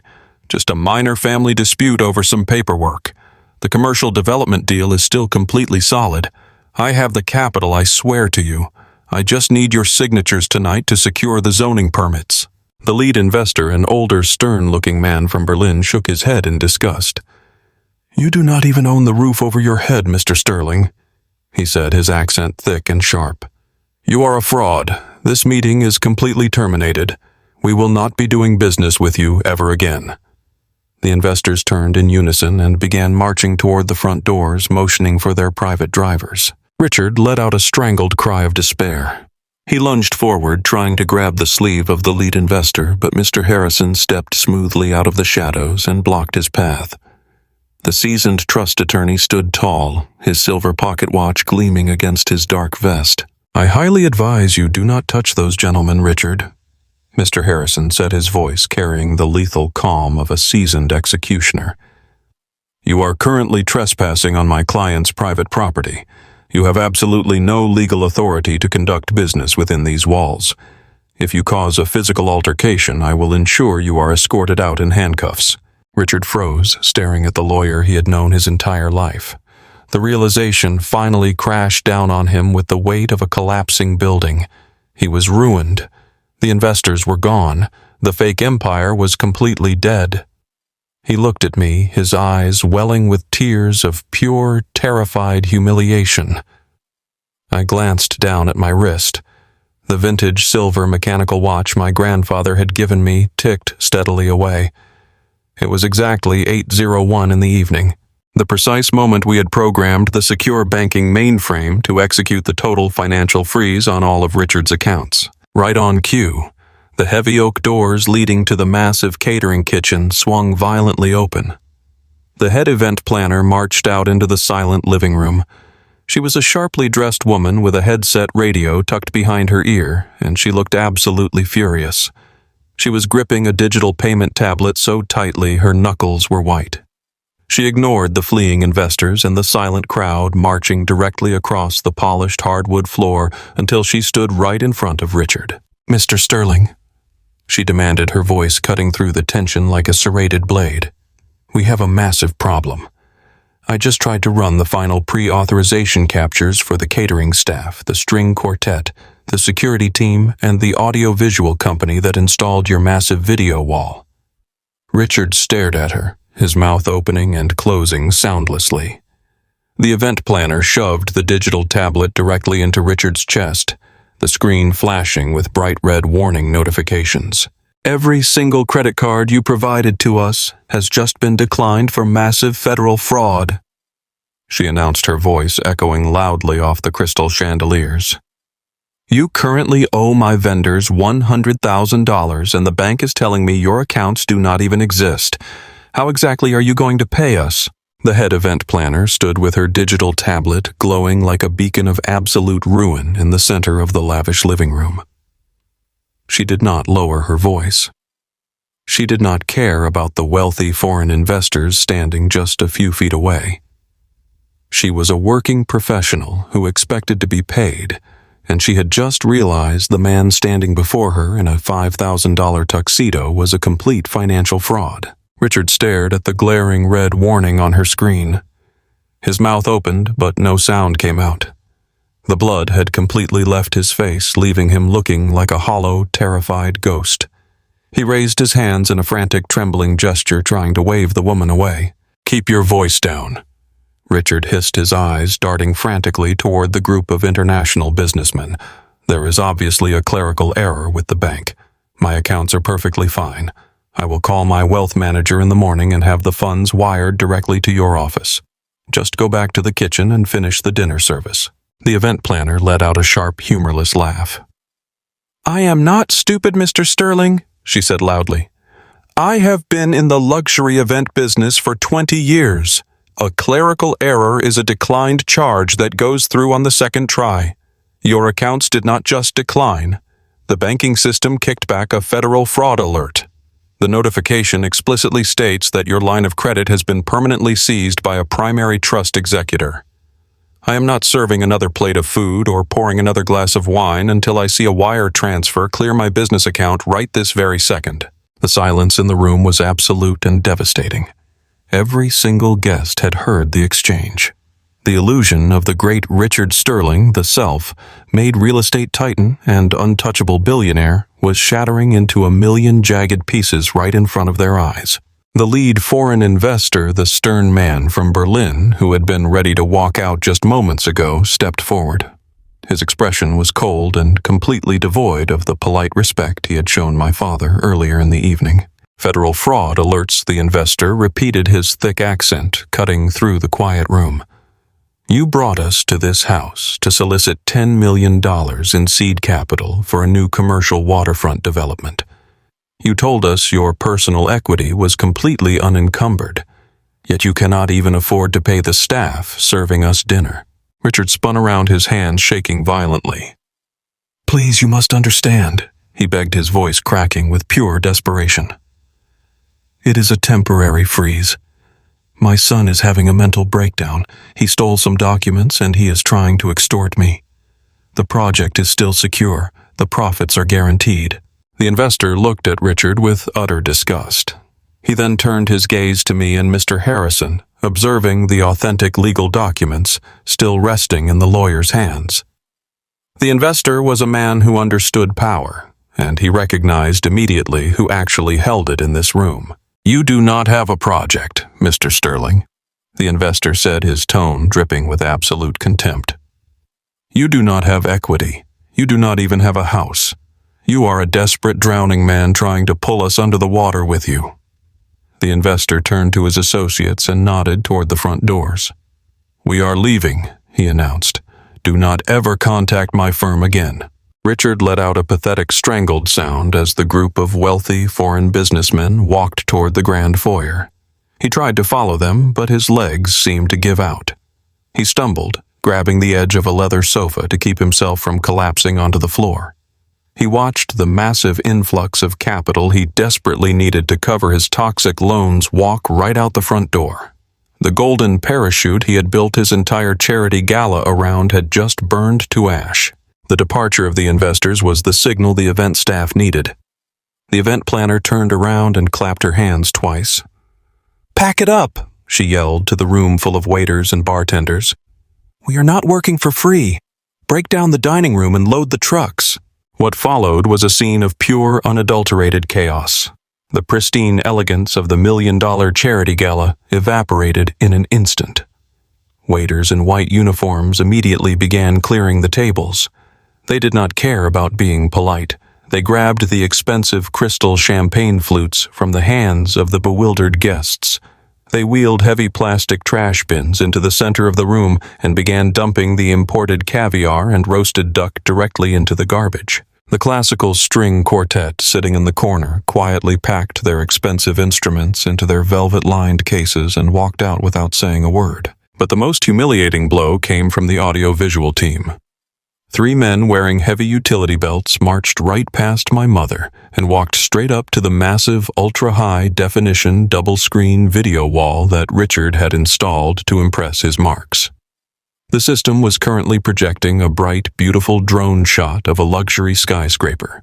The lead technician reached behind the mounting bracket and violently yanked the primary power cord out of the wall. The massive screens went completely black, plunging that half of the living room into darkness. The technicians immediately pulled out their power drills. The loud, harsh screech of industrial machinery filled the air as they began unbolting the screens right off the plaster. They were repossessing the fake billionaire aesthetic right in front of Richard's high society friends. The remaining guests, local politicians, country clubs, socialites, and wealthy neighbors did not stay to offer their sympathies. They watched the screens being torn from the wall and the food being thrown into the garbage, and they realized the Sterling family was financially radioactive. They grabbed their expensive coats and hurried out the front door, whispering frantically to one another. Within 10 minutes, the grand charity gala was completely empty of guests. The only people left in the massive living room were the frantic event staff packing up their equipment, my mother, my father, my son, and me. I stood in the exact same spot watching the destruction. I did not smile. I did not gloat. I simply watched the inevitable consequence of a lifetime of greed finally catch up to the people who had tortured me. Tyler had been standing frozen near the bar, his face pale and slick with cold sweat. As the reality of the situation finally penetrated his arrogant teenage brain, he frantically dug into the pocket of his imported velvet dinner jacket. He pulled out his smartphone and opened his mobile banking application. I watched his thumbs moving rapidly across the glowing screen. I watched his eyes widen in absolute horror as the data loaded. He was looking at the 3 premium credit cards Richard had opened to buy his loyalty. He was looking at the $250,000 in luxury debt he had accumulated over the last 2 years. He was looking at the bright red notifications confirming that every single line of credit had been permanently closed by the primary account holder. "No," Tyler whispered, staring at the screen. "No, this cannot be right." He tapped the screen again, reloading the application. The numbers did not change. He clicked on the college savings account my father had promised him. The balance was 0. Tyler slowly lowered the phone. His breathing became ragged and shallow. He looked at his grandfather, who was still slumped against the leather sofa, watching his fake empire being dismantled by the catering staff. "You lied to me," Tyler shouted, his voice cracking as pure panic finally overtook him. He marched across the room, shoving a waiter out of his way to get to Richard. "You told me you had millions of dollars. You told me those credit cards were paid off every month. The bank app says the accounts are frozen. It says I have $250,000 in outstanding debt under my name." Richard looked up at his grandson, his eyes completely vacant. "Tyler, I can fix it," he mumbled weakly. "I just need a little time. I can find another investor." "You do not have any investors," Tyler screamed, his face turning red with sudden violent fury. "You do not even have a house. You spent my entire college fund. You drained the account to zero. How am I supposed to pay for university? How am I supposed to pay off these credit cards? I do not have a job. I do not have anything." "You have nothing because you refuse to work for anything," I said, my voice cutting cleanly through his hysterical screaming. Tyler spun around to face me, his chest heaving. I looked at the boy who had slapped me just a few nights ago. He did not look like a confident high society prince anymore. He looked like a terrified child who had just realized the parachute he was wearing was actually a backpack full of rocks. "I offered to teach you how to build a real life," I told him, keeping my gaze locked on his terrified eyes. "I tried to show you the value of honest labor, but you chose to follow a man who handed you stolen plastic. You chose to mock the father who bled for you because the grandfather who lied to you bought you a Rolex. You made your choice, Tyler. Now you get to pay the bill." Tyler opened his mouth to scream at me again, but the words died in his throat. He looked at the cold, unyielding expression on my face and realized for the very first time that I was no longer his safety net. I was not going to bail him out. He turned back to Richard and Patricia, letting out a frustrated, agonizing sob before turning and running out the front doors into the dark night. I did not stop him. He needed to run. He needed to feel the absolute terror of the real world before he could ever learn how to survive in it. I turned my attention back to my father. Richard was completely broken. The arrogant posture, the condescending smirk, the absolute certainty that he was better than everyone else, it was all gone. He looked like an old, deflated man sitting in a rented tuxedo he could no longer afford. Mr. Harrison stepped forward, pulling one final document from the thick leather folder. He placed the heavy, crisp white paper directly onto the glass coffee table in front of Richard. "This is an official notice to vacate the premises," Mr. Harrison said, his voice ringing with formal legal finality. "It has been signed by a superior court judge. As you have definitively breached the feckless heir clause of the Arthur Sterling Blind Trust, you are hereby stripped of all tenancy rights. You have exactly 24 hours to remove your personal belongings from this property. If you or your wife are found inside this house after 8 o'clock tomorrow evening, the local sheriff will arrest you both for criminal trespassing." Richard stared down at the eviction notice. He did not yell. He did not argue. He simply stared at the paper as if it were a death sentence. He knew he had absolutely no money to hire a moving company. He knew his bank accounts were entirely frozen. He knew he could not even afford to rent a cheap motel room for the night. Patricia finally broke. The sheer reality of her new life crashed down upon her, and she shattered. She fell to her knees on the expensive imported rug, her designer silk gown pooling around her. She looked up at me, tears streaming down her perfectly contoured face, ruining her expensive makeup. "Ethan, please!" she cried, her voice thick with absolute desperation. She clasped her hands together, holding them up toward me in a pathetic begging gesture. "Please do not do this to us. Where are we supposed to go? We have no money. We have no friends who will take us in after tonight. You cannot throw us out onto the street. We are your family, Ethan. We are your blood. You have to show us some mercy." I looked down at the woman who had spent my entire life making me feel like an unwelcome stranger. I looked at the mother who had watched my own son strike me across the face and then coldly justified the assault to protect her country club image. I felt absolutely nothing for her. Family does not watch a son slap his father and applaud, I said, my voice. a cold, steady whisper that carried more weight than a scream. Family does not steal a child's future to pay for exotic flowers and fake television screens. You worshipped money your entire life, Mother. Now you get to find out exactly what happens when it is completely gone. I turned my back on her sobbing form. Pack your bags, I commanded, speaking to the walls of my $3 million estate. You have 24 hours. I did not wait for a response. I walked away from the broken remnants of my parents' fake empire. Mr. Harrison followed silently behind me. We walked through the grand foyer, stepping over the discarded flower arrangements and past the event staff who were frantically rolling the unbolted video wall out the front door. I pushed the heavy oak doors open and stepped out into the crisp, freezing night air. The storm clouds had entirely cleared, leaving a brilliant canopy of stars shining over the dark, rolling ocean. I took a deep breath, letting the clean, salt air fill my lungs. The heavy, suffocating weight I had carried since I was a teenage boy working the graveyard shift was completely gone. I walked down the stone steps and climbed into the driver's seat of my rusted, sputtering sedan. I turned the ignition, listening to the rough, loud hum of the engine. I knew my parents were inside that massive, dark house, panicking, realizing they had absolutely nowhere to go and no money to get there. They were trapped in the exact same helpless, terrifying nightmare they had so casually thrown me into just a few days ago. I put the car in gear and drove slowly down the long, winding driveway, leaving them entirely to their self-made destruction. 6 months have passed since the night the illusion shattered. The brutal, freezing coastal winter eventually thawed into a bright and crisp New England spring. The ocean breeze blowing off the Atlantic feels entirely different now. It feels clean. It feels like victory. But the changing of the seasons did not bring any warmth to the people who tried to destroy me. For Richard and Patricia, the thaw only brought a devastating, completely inescapable reality.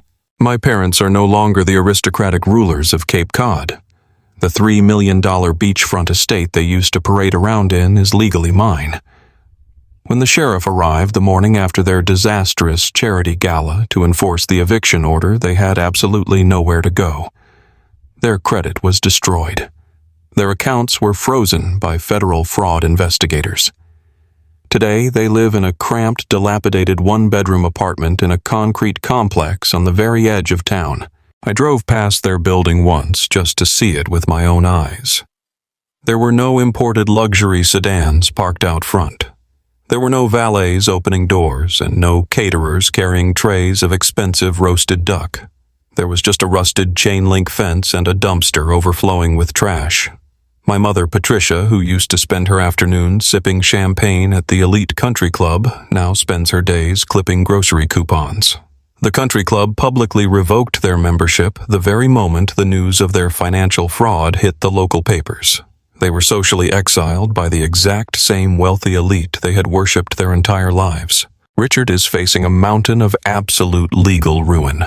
The foreign investors he tried to scam did not just walk away. They hired aggressive corporate litigators and filed massive lawsuits for wire fraud and deceptive business practices. The commercial banks he tried to secure fraudulent collateral loans from pressed criminal charges. Richard spends every waking hour sitting in cheap, cramped legal offices trying to avoid federal prison.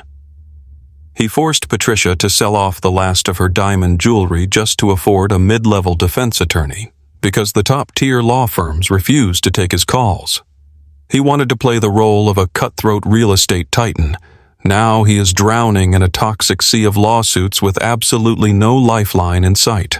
But the most profound transformation happened to the boy who stood in my dining room and slapped me across the face. Tyler's world completely collapsed the moment his grandfather's credit lines were permanently severed. He had spent 2 years swiping premium-tier credit cards, living like a reckless celebrity, and believing the money would never run out. But Tyler was legally an adult when he signed the authorized user agreements on those high-interest accounts. When Richard went bankrupt, the creditors immediately came after my son for the $250,000 in outstanding luxury debt. Tyler was forced to drop out of his expensive elite party university. He could not afford the tuition, and Richard had already stolen and squandered his entire college savings fund. For the first time in his pampered 18 years of life, Tyler had to face the brutal, unforgiving reality of the working class. Today, my son works grueling double shifts at a greasy 24-hour diner just off the interstate highway. He is a busboy and a dishwasher. The boy who used to wear $5,000 Armani suits and custom-tailored velvet jackets now wears a stained polyester uniform that smells permanently of bleach and stale fry grease. He spends his days scraping half-eaten food off heavy ceramic plates and hauling massive leaking bags of garbage out to the alleyway.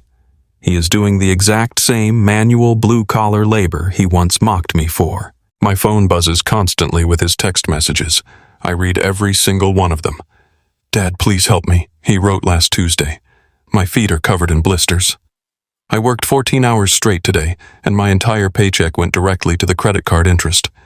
I cannot afford rent this month. Dad." "I am so sorry," he wrote yesterday. "I was stupid. I was wrong. Grandpa lied to me about everything.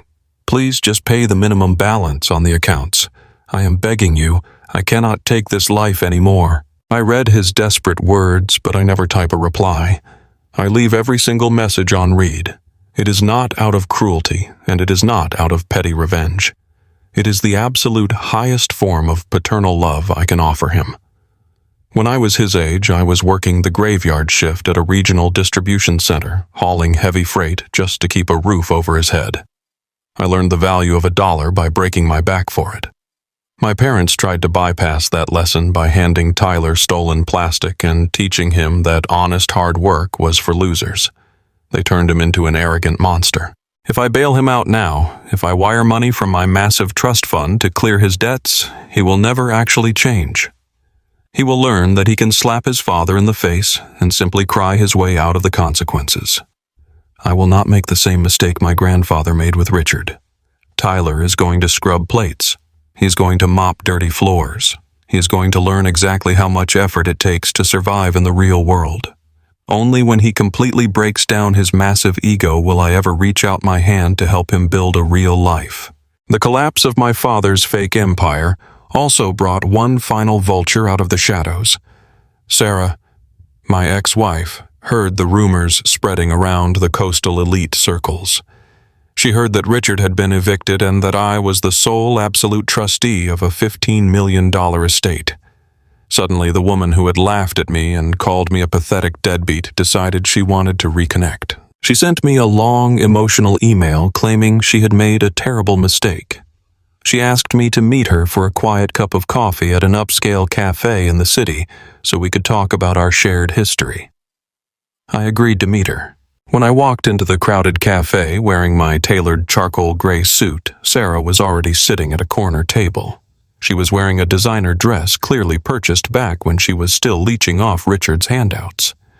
She stood up quickly, flashing me a bright, rehearsed smile. She reached her arms out, expecting a warm embrace. "Ethan, you look absolutely incredible," she said, her voice dripping with fake affection. I sat back down, refusing to return her hug. Sarah smiled nervously, taking her seat across from me. "I have been doing a lot of thinking lately, Ethan. We have so much history together. We built a family once. I know things got difficult at the end, but I always believed in you. I always knew you were destined for absolute greatness. I think we owe it to ourselves and to Tyler to try and be a family again." I looked at her perfectly manicured hands resting on the small wooden table. I thought about the morning she called me demanding $3,000 for Tyler's luxury spring break trip. I thought about her mocking my job loss and threatening to drag me into a courtroom to garnish my unemployment checks. She did not believe in me. She believed in the $15 million sitting in my trust account. I did not raise my voice. I did not show an ounce of anger. I calmly reached inside my tailored suit jacket and pulled out a thick, heavy manila envelope. I slid it across the table until it rested directly in front of her. "What is this?"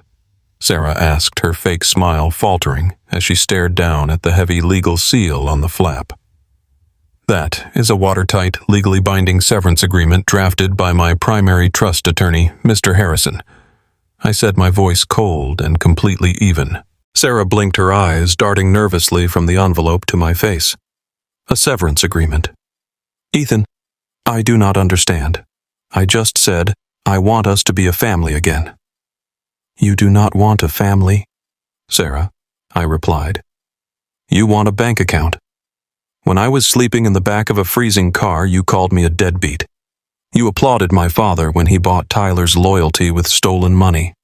You chased the glittering illusion of wealth because you are just as hollow and superficial as Richard.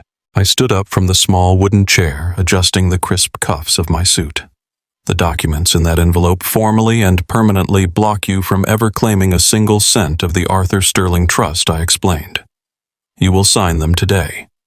If you attempt to challenge them in any court of law, my legal team will publicly expose your complicity in Richard's financial fraud regarding Tyler's credit accounts. You chose your side 6 months ago, Sarah. Now you have absolutely nothing. I turned my back on her and walked out of the crowded cafe. I did not look back to see her reaction.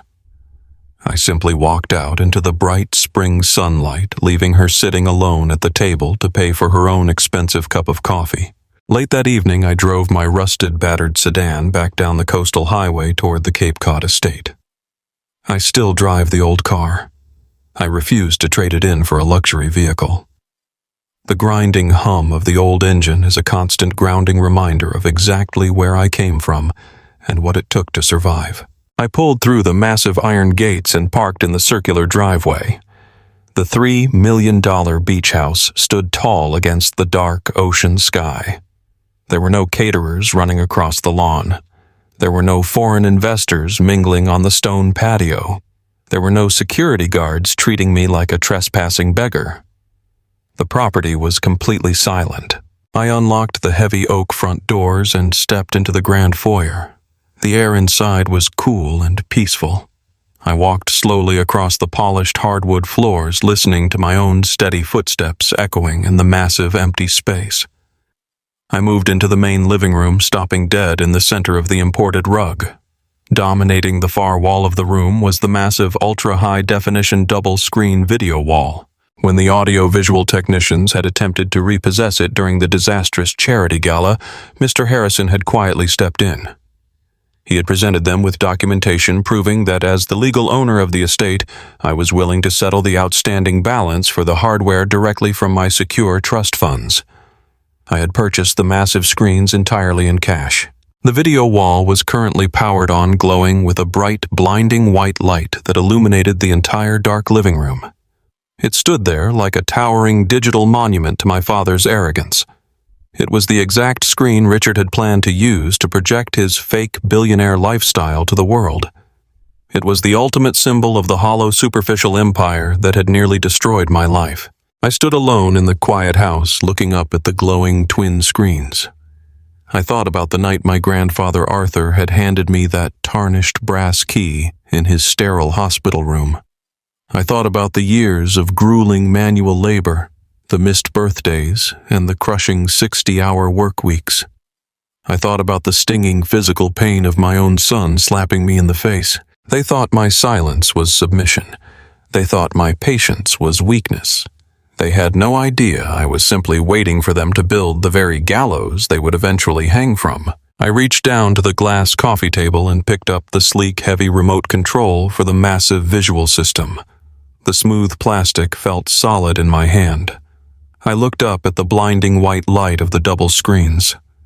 I realized in that quiet, profound moment that I finally held the absolute power to turn off the lies. I did not have to pretend anymore. I did not have to fight for the respect of people who only worshipped money. The war was completely over. I pressed my thumb firmly against the power button. The massive digital screens flickered once, making a soft mechanical click. Then the bright white light vanished entirely, plunging the massive living room into a deep, peaceful, and absolute darkness.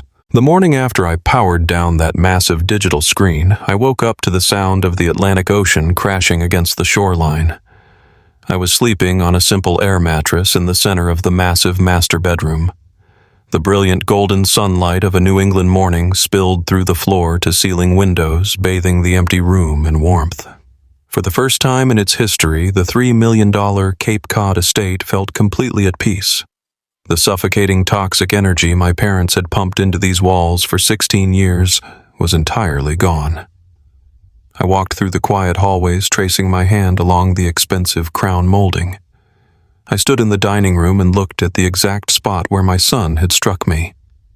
I looked at the head of the table where my father had sat and called me a pathetic wage slave. The ghosts of their extreme arrogance had been permanently evicted. I knew immediately that I could not keep this property as a monument to high society wealth. My grandfather, Arthur Sterling, did not build his fortune to have it sit behind velvet ropes and guarded gates. He built his legacy from the dirt with his own 2 hands. He understood the value of sweat and sacrifice. I picked up my phone and called a high-end commercial liquidation company. I instructed them to bring their largest transport trucks to the estate. Over the next 3 days, I had them strip the house of every single piece of pretentious imported furniture my parents had ever purchased. I sold the crystal chandeliers that hung in the foyer. I sold the absurd luxury decor, the modern art sculptures, and the expensive European rugs. I directed a specialized crew to come into the living room and completely dismantle that massive ultra-high-definition video wall. As the technicians unbolted the 2 heavy screens from the plaster, they revealed a massive section of rotting water-damaged drywall hidden perfectly behind the sleek technology. It was the absolute perfect metaphor for my father's entire life. A flawless, glowing facade hiding a decaying, crumbling foundation. I sold the expensive screens and funneled the cash directly into a new, dedicated banking account. I did not buy sports cars or designer watches. I used the liquidated funds to buy heavy-duty workbenches, industrial tools, drafting tables, and solid oak dining furniture. I took the very estate my parents had weaponized to exclude people and turned it into a sanctuary for those who had been left behind. Using my background as a logistics manager, I founded a comprehensive weekend mentorship and retreat program for young, struggling men in the greater Boston area. These were teenagers who lacked active father figures. They were boys growing up in the exact same difficult circumstances I faced when I became a teenage father. They did not have massive trust funds. They did not have wealthy grandparents buying them luxury vehicles. They had no safety nets. They just had grit and a desperate, silent need for someone to show them how to navigate an unforgiving world. Every single weekend, I bring a dozen of these young men out to the coastal property. I do not teach them how to play golf or how to mingle at fake charity galas. I teach them the practical mechanics of the commercial supply chain. I teach them how to read complex financial ledgers, how to manage distribution routes, and how to build a stable life with their own 2 hands. We work on maintaining the beachfront property together. We repair the fencing, we paint the siding, and we manage the landscaping. At night, we do not hire elite private caterers. We sit around the large oak tables in the dining room and eat hearty family-style meals that we cook ourselves. I give these boys the exact guidance, firm discipline, and unconditional respect that I tried so hard to give Tyler before my parents poisoned his mind with their checkbook. Seeing these young men thrive has been the greatest return on investment I could ever possibly ask for. I watch them learn how to shake a hand with quiet confidence. I watch them discover the deep personal pride that comes from earning a paycheck through honest labor. When I look at them, I see the incredible value of true resilience. I see the son Tyler could have been if Richard and Patricia had not corrupted his soul with unearned luxury. My parents tried to measure a man's worth by the badge on the hood of his car and the spending limit on his premium credit card. They thought installing a giant double-screen visual display in their living room made them titans of industry. They truly believed that projecting the image of power was the exact same thing as actually holding it. They lived their entire lives performing for an audience of strangers who never actually cared about them. Real wealth has absolutely nothing to do with the expensive suits you wear to impress foreign investors. Real wealth is the quiet, unshakable character you build when the entire world turns its back on you. It is the ability to stand in the freezing rain after being publicly humiliated and still retain your absolute dignity. It is the resilience to work 60 hours a week in a warehouse to provide for your family even when they treat you like dirt on their shoes. My grandfather Arthur understood that deeply. He knew that the legacy of the Sterling family was not meant to be found in country club memberships. It was meant to be found in the strength of our character. He skipped a generation when he placed his trust in me.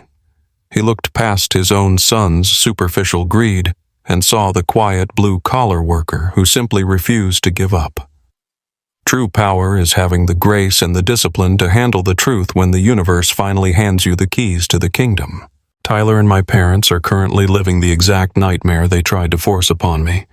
They are learning the hard and agonizing way that when you build a house entirely out of lies, the slightest gust of truth will blow it straight to the ground. Tyler is washing dishes at a roadside diner, his hands raw and blistered, desperately trying to pay off the staggering debt his grandfather abandoned him with. Every time he scrubs a plate, he is learning the lesson he refused to learn when he lived under my roof. I do not hate them anymore. Hate requires an emotional energy that I simply refuse to give them. I have built a fortress of purpose on this coastline, and they are permanently locked outside the gates. The freezing rain that washed over me that terrible night did not break me. It washed away the toxic obligations I had carried for 16 years. It baptized me into a new reality where I call the shots and I set the standards. They thought my silence was weakness. They didn't know I wasn't just taking their abuse, I was letting them build the very gallows they would hang from. If you've ever been the black sheep, if you've ever been pushed out into the cold by the people who were supposed to love you, hit the like button. Share this video to remind someone that the longest game is the only one worth playing. Leave a comment below about a time you proved everyone wrong and don't forget to subscribe.